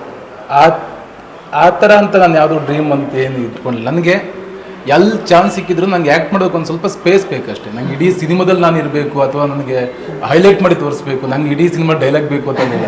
ಒಂದೇ ಡೈಲಾಗ್ ಇದ್ರೂ ಸಾಕು. ಆ್ಯಕ್ಟ್ ಮಾಡೋಕೆ ಒಬ್ಬ ಸ್ಪೇಸ್ ಬೇಕು ಅಷ್ಟೇ ಬಿಟ್ಟರೆ ನನಗೆ ಇನ್ನೇನು ಆ ಥರ ಏನು ಆಸೆ ಇಲ್ಲ. ಇದೆ ದೊಡ್ಡ ಡೈರೆಕ್ಟರ್ ಜೊತೆ ಎಲ್ಲ ಆ್ಯಕ್ಟ್ ಮಾಡಬೇಕಂತ ಆಸೆ ಇದೆ. ಬಟ್ ನೋಡೋಣ, ಹೇಳ್ತೀನಿ ಮುಂದೆ. ಓಕೆ, ಮತ್ಸ್ಯಗಂಧದಲ್ಲಿ ಒಂದು ಮೀನುಗಾರರ ರಿಯಲ್ ಸ್ಟೋರಿ ಹೇಳೋದು ಅಂದರೆ ನೀವು ಏನಾದರೂ ಗೊತ್ತಿತ್ತಾ ಈ ಥರ ರಿಯಲ್ ಸ್ಟೋರಿ ಓದಿದ್ರಾ ಕೇಳಿದ್ರಾ ಏನು? ಇಲ್ಲ ನಾನು ಕೇಳಿರಲಿಲ್ಲ. ಬಟ್ ಒಂದಷ್ಟು ರಿಯಲ್ ಇನ್ಸಿಡೆಂಟ್ಸ್ ಮೇಲೆ ಒಂಚೂರು ಚಿಕ್ಕ ಎಪಿಸೋಡ್ ಬರುತ್ತೆ ಅಷ್ಟೇ. ಸೊ ಅದನ್ನು ಇನ್ಸ್ಪಿರೇಷನ್ ಆಗಿ ತೊಗೊಂಡು ಏನೋ ಒಂದು ಬಿಲ್ಡ್ ಮಾಡಿರೋಂಥ ಒಂದು ಕತೆ ಚೆನ್ನಾಗಿದೆ. ನಂಗೆ ಚೆನ್ನಾಗಿ ಅನಿಸ್ತು. ಫಸ್ಟ್ ಟೈಮ್ ಬಂದು ನರೇಶನ್ ಹೇಳಿದಾಗ, ನನ್ನ ಕ್ಯಾರೆಕ್ಟರ್ಗೆ ಹೇಳಿದಾಗ ಆ್ಯಸ್ ಎನ್ ಆ್ಯಕ್ಟರ್ ಕೂಡ ಒಂದು ಎಕ್ಸೈಟ್ ಆಯಿತು. ಓಕೆ, ನಾನು ಫಸ್ಟ್ ಟೈಮ್ ಯಾವಾಗೂ ಮೀನುಗಾರರಾಗಿ ಯಾವತ್ತೂ ಆ್ಯಕ್ಟ್ ಮಾಡಿಲ್ಲ. ಆಮೇಲೆ ಆ ಒಂದು ಸೊಗಡಿಗೆ ಇಟ್ಕೊಂಡು ನಾನೆಲ್ಲೂ ಆ್ಯಕ್ಟ್ ಮಾಡಿಲ್ಲ. ಸೊ ನನಗೂ ಒಂದು ಕಲಿಯೋಕ್ಕೆ ಸಿಗುತ್ತೆ, ನನಗೊಂದು ಎಕ್ಸ್ಪೀರಿಯನ್ಸ್. ನಾನು ಆಲ್ವೇಸ್ ಸಿನಿಮಾನ ಒಂದು ಎಕ್ಸ್ಪೀರಿಯನ್ಸ್ ಥರ ಟ್ರೀಟ್ ಮಾಡ್ತೀನಿ. ಆ ಒಂದು ಜರ್ನಿನಲ್ಲಿ ಮೇ ಬಿ ಒಂದು 3 months 6 months 1 ವರ್ಷ ಏನು ನಾವು ಟ್ರಾವೆಲ್ ಆಗ್ತೀವೋ ಸಾಕಷ್ಟು ಕಲಿತು ಇರ್ತೀವಿ ಅದರಿಂದ, ನಮ್ಗೆ ಗೊತ್ತಿಲ್ಲದೆ ಇರೋದನ್ನ. ಸೊ ಒಬ್ಬ ನಟನಾಗಿ ಕೂಡ ಒಬ್ಬ ಒಂದು ವ್ಯಕ್ತಿಯಾಗಿ ಕೂಡ ಸಾಕಷ್ಟು ಕಲಿಕೆಗಳಿರುತ್ತೆ. ಸೊ ನನಗೆ ಯಾವತ್ತೂ ಅದನ್ನು ಎಕ್ಸೈಟ್ ಮಾಡುತ್ತೆ. ಓಕೆ, ಇದೊಂದು ಹೊಸ ರೀತಿ, ಹೊಸ ಜಾಗ, ಅಲ್ಲೋದ್ರೆ ಇನ್ನೊಂದಷ್ಟು ಕಲಿಬೋದು, ಇಲ್ಲೊಂದಷ್ಟು ನೋಡ್ಬೋದು, ಒಂದಷ್ಟು ತಿಳ್ಕೊಬೋದು ಅಂತ. ಸೊ ಆ ವಿಷಯದಲ್ಲಿ ಇದು ಸಾಕಷ್ಟು ಒಳ್ಳೆ ಎಕ್ಸ್ಪೀರಿಯನ್ಸ್ ಅಂತ ಹೇಳ್ಬೋದು. ಅಲ್ಲ, ನೀವೇನಾದರೂ ಭೇಟಿ ನೀಡಿದ್ರಾ, ಹೋಗ್ತಾ ಇದ್ರಾ ಈ ಆ ಬಳಿ ಹೊನ್ನಾವರ ಕಾರವಾರ ಆ ಸೈಡೆಲ್ಲ? ಇಲ್ಲ, ನಾನು ಯಾವತ್ತೂ ಹೋಗಿಲ್ಲ. ಶೂಟಿಂಗಲ್ಲೇ ಬಂದಿದ್ದು. ಶೂಟಿಂಗ್ ಫಸ್ಟ್ ಟೈಮ್ ನೋಡಿದ್ದು ಬಂದಿದ್ದು 2 days ಅಲ್ಲೇ ಶೂಟಿಂಗ್ ಕಲರ್ ಬಂದುಬಿಟ್ಟಿದ್ದೇವೆ. ಫಸ್ಟ್ ಟೈಮ್ ನಾನು ನೋಡಿದ್ದು. ಫಸ್ಟ್ ಟೈಮ್ ತುಂಬ ಚಿಕ್ಕ ವಯಸ್ಸಲ್ಲಿ ಯಾವಾಗಲೂ ಒಂದು ಸತಿ ಗೋಕರ್ಣಗೆ ಹೋಗಿದ್ದೆ, ಮುರುಡೇಶ್ವರಗೆ. ಅದಾದಮೇಲೆ ಮೋಸ್ಟ್ಲಿ ನಿಮ್ಮ ಪಾತ್ರ ಆಯ್ಕೆ ಯಾವ ರೀತಿ ಇರುತ್ತೆ? ನಾನು ಹೇಳ್ದಲ್ಲ, ಅದೇ ಆವಾಗಲೇ ಹೇಳ್ದಾಗೆ ಪ್ರತಿ ಸತಿ ನಾನು ಯಾವುದೇ ಒಂದು ಸಿನಿಮಾ ಮಾಡಬೇಕಾದ್ರೆ ಹಿಂದೆ ಮಾಡಿದ್ದಕ್ಕಿಂತ ವಿಭಿನ್ನವಾಗಿ ಹೆಂಗಿರುತ್ತೆ ಅದನ್ನೇ ಮಾಡೋದು ಈಸಿ. ರೆಪಿಟೇಟಿವ್ ಅಂತಾರೆ, ಅದನ್ನು ಹೋಗಿ ಆ್ಯಕ್ಟ್ ಮಾಡ್ಬೋದು. ಬಟ್ ಇದರಿಂದ ಹೊಸದಾಗಿ ಏನು ಮಾಡ್ಬೋದು, ಬಿಕಾಸ್ ಜನಕ್ಕೆ ಹೊಸದಾಗಿ ಯಾವತ್ತೂ ಎಂಟರ್ಟೈನಿಂಗ್ ಮಾಡೋದೇ ಇಷ್ಟ ಆಗೋದು. ಸೊ ಈ ರೀತಿ ಹೊಸದಾಗಿ ನಾನೇನು ಮಾಡ್ಬೋದು, ಕತೆ ಓಕೆ, ಸಿನಿಮಾ ಓಕೆ, ಬಟ್ ನನ್ನ ಪಾತ್ರ ಬಂದಾಗ ನಾನು ಹೆಂಗೆ ಟ್ರೈ ಮಾಡ್ಬೋದು ಅಂತ ನಾನು ಫಸ್ಟ್ ಯೋಚನೆ ಮಾಡ್ತೀನಿ. ಅದ್ರ ಜೊತೆಗೆ ಆಗಲೇ ಹೇಳಿದಾಗೆ ಈ ಒಂದು ಹೊಸ ಪ್ರಯತ್ನದಲ್ಲಿ ನಾನು ಏನೆಲ್ಲ ಕಲಿಬೋದು, ನನಗೊಂದು ಹೊಸ ಎಕ್ಸ್ಪೀರಿಯೆನ್ಸ್ ಏನು ಕೊಡುತ್ತೆ, ಜೀವನ ಏನು ಕೊಡುತ್ತೆ, ಆ ಪಾತ್ರ ಏನು ಕೊಡುತ್ತೆ, ಟೀಮ್ ಏನು ಕೊಡುತ್ತೆ, ಇದನ್ನೆಲ್ಲ ಯೋಚನೆ ಮಾಡಿದಾಗ ಎಕ್ಸೈಟಿಂಗ್ ಆಗಿ ಏನು ಅನಿಸುತ್ತೋ ಅದು ಮಾಡ್ತೀನಿ. ಅದು ರಿಪೀಟ್ ಪಾತ್ರಗಳು ನಿಮ್ಮನ್ನು ಹುಡ್ಕೊಂಡು ಬಂದಿದೆಯಾ ಅಂತ? ಈಗ ಒಂದು ಎಕ್ಸಾಂಪಲ್, ಒಂದು ಪೊಲೀಸ್ ಪಾತ್ರ ಮಾಡಿದಾಗ ನೆಕ್ಸ್ಟ್ ಫಿಲ್ಮಲ್ಲೂ ನೀವು ಪೊಲೀಸ್ ಸಾಕಷ್ಟು ಬಂದಿದೆ. ಆಗ ನಾನು ಮಾಡೋಕ್ಕೆ ಹೋಗಿಲ್ಲ. ಬಿಕಾಸ್ ನನಗೆ ಅದು ಎಕ್ಸೈಟ್ ಆಗಲಿಲ್ಲ ಅಂತಂದರೆ ಎಲ್ಲೋ ಒಂದು ಕಡೆ ನಾನು ಫೇಕ್ ಮಾಡ್ತಾ ಇರ್ತೀನಿ ಆ್ಯಕ್ಟಿಂಗ್ ಮಾಡ್ಬೇಕಾದ್ರೆ. ನನಗೆ ಅದು ಪರ್ಸ್ನಲ್ ನನಗೆ ಇಷ್ಟ ಇಲ್ಲ. ಅಲ್ಲ, ನಾನು ಯಾಕೆ ಹೇಳಿದೆ ಅಂದರೆ ರಥವರ್ಗದಲ್ಲಿ ಒಂದು ಒಳ್ಳೆ ಪರ್ಫಾರ್ಮೆನ್ಸ್ ನೀವು ಕೊಟ್ಟಿದ್ರೆ ಅದೇ ಥರ ಪಾತ್ರ ಬಂದಿದೆ ಸಾಕಷ್ಟು ಬಂದಿದೆ. ಅಂದರೆ ಮತ್ತೆ ಅದನ್ನೇ ಮಾಡೋಕ್ಕೆ ಇಷ್ಟ ಇಲ್ಲ, ಆ ಥರದ್ದು ಅಷ್ಟನ ಇಲ್ಲ ಕಲಿಕೆ. ಅದೇ ನಾನು ಹೇಳೋದು, ಅದು ನನಗೆ ಎಕ್ಸೈಟ್ ಆಗಲ್ಲ. ಅದು ನನಗೆ ಎಕ್ಸೈಟ್ ಆಗದೆ ಇದ್ದಾಗ ನಾನು ಅದನ್ನು 100% ಕನೆಕ್ಟ್ ಆಗೋಕ್ಕಾಗಲ್ಲ ಪಾತ್ರಕ್ಕೆ. ಆ ಪಾತ್ರಕ್ಕೆ ಕನೆಕ್ಟ್ ಆದಾಗ ಅದು ಕಾಣಿಸುತ್ತೆ, ತೆರೆ ಮೇಲೆ ಕಾಣಿಸುತ್ತೆ ಅದು ಫೇಕ್ ಮಾಡ್ತಾ ಇದ್ದೀನಿ ನಾನು ಅಂತ. ಸೊ ಆ ಥರ ಮಾಡೋದು ನನಗೆ ಇಷ್ಟ ಇಲ್ಲ. ಅದು ಒಂಥರ ನಿಮಗೆ ಚಾಲೆಂಜಿಂಗ್ ಆಗಿತ್ತು ರಥವರ್ಗದಲ್ಲಿ. ಹೌದು, ಫಸ್ಟ್ ಟೈಮ್ ಹೇಳೋಕ್ಕೆ ಆಗ್ತಿಲ್ಲ. ಹೇಗಿತ್ತು ಆ ಚಾಲೆಂಜಸ್? ಚೆನ್ನಾಗಿತ್ತು, ಒಳ್ಳೆ ಎಕ್ಸ್ಪೀರಿಯನ್ಸ್ ಅಂತ ಹೇಳ್ಬೋದು. ಆಗುತ್ತೆ ಆ ಥರ ಫಸ್ಟ್ ನನಗೆ ಆ್ಯಕ್ಚುಲಿ ಅವರು ಪಾತ್ರದ ಬಗ್ಗೆ ಹೇಳೇ ಇರಲಿಲ್ಲ. ನನಗೇನೋ ರಥಾವರ್ಗಿಂತ ನಾವು ಮತ್ಸ್ಯಗಂಧ ಬಗ್ಗೆ ಮಾತಾಡೋದು ಬೆಟ್ರೆ ಅನಿಸುತ್ತೆ. ಓಕೆ, ಆನ್ಲೈನ್ ಒನ್ ಲೈನಲ್ಲಿ ಹೇಳಬೇಕು ಅಂತಂದರೆ ಫಸ್ಟ್ ನಾನು ಆಪ್ಷನ್ನೇ ಅಲ್ಲ ರಥಾವರ್ಗ, ಬೇರೆಯವ್ರು ಯಾರೋ ಆಪ್ಷನ್ ಇದ್ದರು. ಬಟ್ ಅದಾದಮೇಲೆ ನಾನು ಇವ್ರು ಬಜರಂಗಿ ಮಾಡಿದ್ರಲ್ಲ ಬೇರೆ ಥರ ಒಂದ್ಸತಿ ಟ್ರೈ ಮಾಡೋಣ ಅನ್ನೋದಕ್ಕೂ ಒಂದು ರೀತಿಲಿ ಡೈರೆಕ್ಟರ್ ಕರೆದು ನಾನು ಮಾತಾಡಿದಾಗ ಈ ಥರ ನಂಗೆ ಯಾವ ಕ್ಯಾರೆಕ್ಟರ್ ಅಂತ ಗೊತ್ತಿಲ್ಲ, ಈಗ ಒಂದು ಕ್ಯಾರೆಕ್ಟರ್ ಅಂದ್ಕೊಂಡಿದ್ದೀನಿ, ಕತೆ ನಂಗೆ ಗೊತ್ತಿಲ್ಲ, ನಿಮ್ಮ ಕೈಲಿ ಆಗುತ್ತೋ ಇಲ್ಲವೋ ಮಾಡೋಕ್ಕೆ ನಂಗೆ ಗೊತ್ತಿಲ್ಲ, ಬಟ್ ಒಂದು ಮಂಗಳಮುಖಿ ಪಾತ್ರ ಅಂತ ನನಗೆ ಅದು ಎಕ್ಸೈಟಿಂಗ್ ಅನಿಸ್ತು. ಬಿಕಾಸ್ ಯೂಶ್ವಲಿ ನಾವು ಮಾಡೋ ಒಂದು ಇದರಲ್ಲಾಗಲಿ ಅಥವಾ ಒಂದು ರಿಯಲ್ ಲೈಫ್ ನೋಡೋರಿಲ್ಲ, ತುಂಬ ಕಡಿಮೆ ನೋಡೋದು ಆ ಕ್ಯಾರೆಕ್ಟರ್ನ. ಚೆನ್ನಾಗಿರುತ್ತೆ, ಓಕೆ ಟ್ರೈ ಮಾಡ್ಬೋದಲ್ವಾ, ಸರಿ ಸರ್ ನಾನು ಆಯಿತು ಬರ್ತೀನಿ, ಒಂದು 2 ವೀಕ್ಸ್ ಆದಮೇಲೆ ಬರ್ತೀನಿ, ನಾನು 2 ವೀಕ್ಸ್ ಟೈಮ್ ಕೊಡಿ ಅಂತಂದು. ಆ 2 ವೀಕ್ಸ್ ಪ್ರಿಪ್ರೇಷನ್ ಆಗಿ ನಾನೊಂದಷ್ಟು ನಾನು ಹೋಮ್ವರ್ಕ್ಗಳು ಮಾಡಿಕೊಂಡು 2 ವಾರ ಆದಮೇಲೆ ಒಂದು ಮೀಟ್ ಮಾಡಿದೆ. ಸರ್ ಒಂದೇ ನಿಮಿಷ ನಡ್ಕೊಂಬಂದು ತೋರಿಸ್ತೀನಿ ಅನ್ನೋದು. ಸೊ ಅವ್ರ ಹತ್ರ ನಡ್ಕೊಂಡು ಬಂದು ಆ ಬಾಡಿ ಮ್ಯಾನೇಜರ್ ನಡ್ಕೊಂಬಂದು ಅವರು ಅದನ್ನು ನೋಡಿಬಿಟ್ಟೇ ಸರ್ ಕತೆ ಹೇಳ್ತೀನಿ ಅಂತ ಕೂರಿಸ್ಕೊಂಡು ಕತೆ ಹೇಳಿದ್ರು. ಸೊ ಅಲ್ಲಿಂದ ಇನ್ನೊಂದಷ್ಟು 1-2 ತಿಂಗಳು ಪ್ರಿಪ್ರೇಷನ್ ಮಾಡೋಕ್ಕೆ ಸ್ಟಾರ್ಟ್ ಮಾಡಿ ಅವ್ರದ್ದೊಂದು ವರ್ಷ ಬಗ್ಗೆ ಪುಸ್ತಕಗಳು ಓದೋದಾಗಲಿ ಅಥವಾ ಡಾಕ್ಯುಮೆಂಟ್ರೀಸ್ ನೋಡೋದಾಗಲಿ, ಆಮೇಲೆ ಇನ್ನೂ ಒಂದಷ್ಟು ಆಲ್ಮೋಸ್ಟ್ ರೋಡಲ್ಲಿ ಹೋಗಿ ಹೇಗಿರ್ತಾರೆ, ಅವರು ಹಾವಭಾವ ಹೇಗಿರುತ್ತೆ, ಅವ್ರು ಹೇಗೆ ಮಾತಾಡ್ತಾರೆ, ಅವರು ಹೇಗೆ ನಡ್ಕೊತಾರೆ, ಈ ಥರದ್ದೆಲ್ಲ ಒಂದಷ್ಟು ನನಗೆ ಅವರು ಹೇಳ್ತಾ ಬಂದರು. ಡೈರೆಕ್ಟ್ರು ಕೂಡ ತುಂಬ ಚೆನ್ನಾಗಿ ರಿಸರ್ಚ್ ಮಾಡಿದ್ರು. ಸೊ ಇದೆಲ್ಲ it's like challenge and fascinating, ಕೇಳ್ತಾ ಇದ್ರೇ ಒಂಥರ ಅನಿಸುತ್ತೆ, ಎಕ್ಸೈಟ್ ಆಗುತ್ತೆ. ಸೊ ಚೆನ್ನಾಗಿತ್ತು. ನಿಮಗೂ ಕೂಡ ಮುಂದೆ ಹೀರೋ ಆಗೋ ಆ ಥರದ್ದು ಏನಾದರೂ ಇದೆಯಾ ಡ್ರೀಮ್ ಇದೆ? ಸದ್ಯಕ್ಕೇನಿಲ್ಲ, ಸದ್ಯಕ್ಕೆ ಒಳ್ಳೊಳ್ಳೆ ಪಾತ್ರಗಳು ಮಾಡಬೇಕು ಗೊತ್ತಿಲ್ಲ. ಹೀರೋ ಆದ್ರೆ ಒಂದು ಮೂವಿಲಿ ಒಬ್ಬರೇ ಇರೋ, ವಿಲನ್ ಆದ್ರೆ ವಿಲನ್ ಆದರೆ ಫ್ರೀಯಾಗಿ ಆ್ಯಕ್ಟ್ ಮಾಡ್ಬೋದು, ಏನು ಪ್ರೆಷರ್ ಇಲ್ಲ. ವಿಲನ್ ಆಗಿದ್ರೆ ಆ ಥರದ್ದೆಲ್ಲ, ಹೀರೋ ಆದರೆ ಸರ್ ನಾನು ಯೂಶಲಿ ಎಲ್ಲನೂ ಪಾತ್ರವಾಗೇ ನೋಡ್ತೀನಿ. ಹೀರೋ ಒಬ್ಬ ಕತೆ ಹೇಳೋಕೆ ಒಬ್ಬ ಪ್ರೊಟಾಗನಿಸ್ಟ್ ಬೇಕು, ಮೂವಿ ಆಗ್ತಿದೆ. ಬಟ್ ನಾನು usually negative positive okay heroes ಅದನ್ನು ಡಿಫೈನ್ ಮಾಡ್ತಾರೆ. ಹೌದು, ಇವಾಗ ಬಜರಂಗಿ 2 ಪಾಸಿಟಿವ್ ಪಾತ್ರನೇ, it was not negative. So ಒಂದು ಕತೆ ನನಗೆ ಎಕ್ಸೈಟ್ ಮಾಡಿದೆ. ಆ್ಯಂಡ್ ಆ ಕತೆಗೆ ಆ ಒಂದು ಪಾತ್ರ ಒಂದು ಪ್ರಾಮುಖ್ಯವಾಗಿದ್ದು ಅಂತಂದರೆ ನೆಗೆಟಿವ್ ಆಗಲಿ ಪಾಸಿಟಿವ್ ಆಗಲಿ ಯಾವುದಾದ್ರೂ ರಿಲೀಸ್ ಆಗ್ತಿದೆ. ನಿಮ್ಮ ಕನ್ನಡ ಆಡಿಯನ್ಸ್ಗೆ ಏನು ಹೇಳಕ್ಕೆ ಇಷ್ಟಪಡ್ತೀವಿ? ಒಂದು ಹೊಸ ತಂಡ ಸಾಕಷ್ಟು ಕನಸುಗಳು ಇಟ್ಕೊಂಡು ಒಂದು ವಿಭಿನ್ನವಾಗಿ ಏನಾದರೂ ಜನಕ್ಕೆ ಎಂಟರ್ಟೈನಿಂಗ್ ಆಗಿ ಕೊಡಬೇಕು, ಒಂದು ಸಿನಿಮಾ ಮಾಡಬೇಕು ಅಂತ ಒಂದು ಸಾಕಷ್ಟು ಕನಸುಗಳು ಇಟ್ಕೊಂಡು ಮಾಡಿರುವಂಥ ಒಂದು ತಂಡ, ಅದೇ ಚಿತ್ರ ಮತ್ಸ್ಯಗಂಧ ಅಂತ ಹೇಳ್ಬೋದು. ಈ ಒಂದು ಸಿನಿಮಾ ಗೆದ್ದರೆ ನನಗನ್ಸೋದು ಪ್ರತಿಯೊಬ್ಬರಿಗೂ ಇನ್ನೊಂದಷ್ಟು ಹುರುಪು ಸಿಗುತ್ತೆ.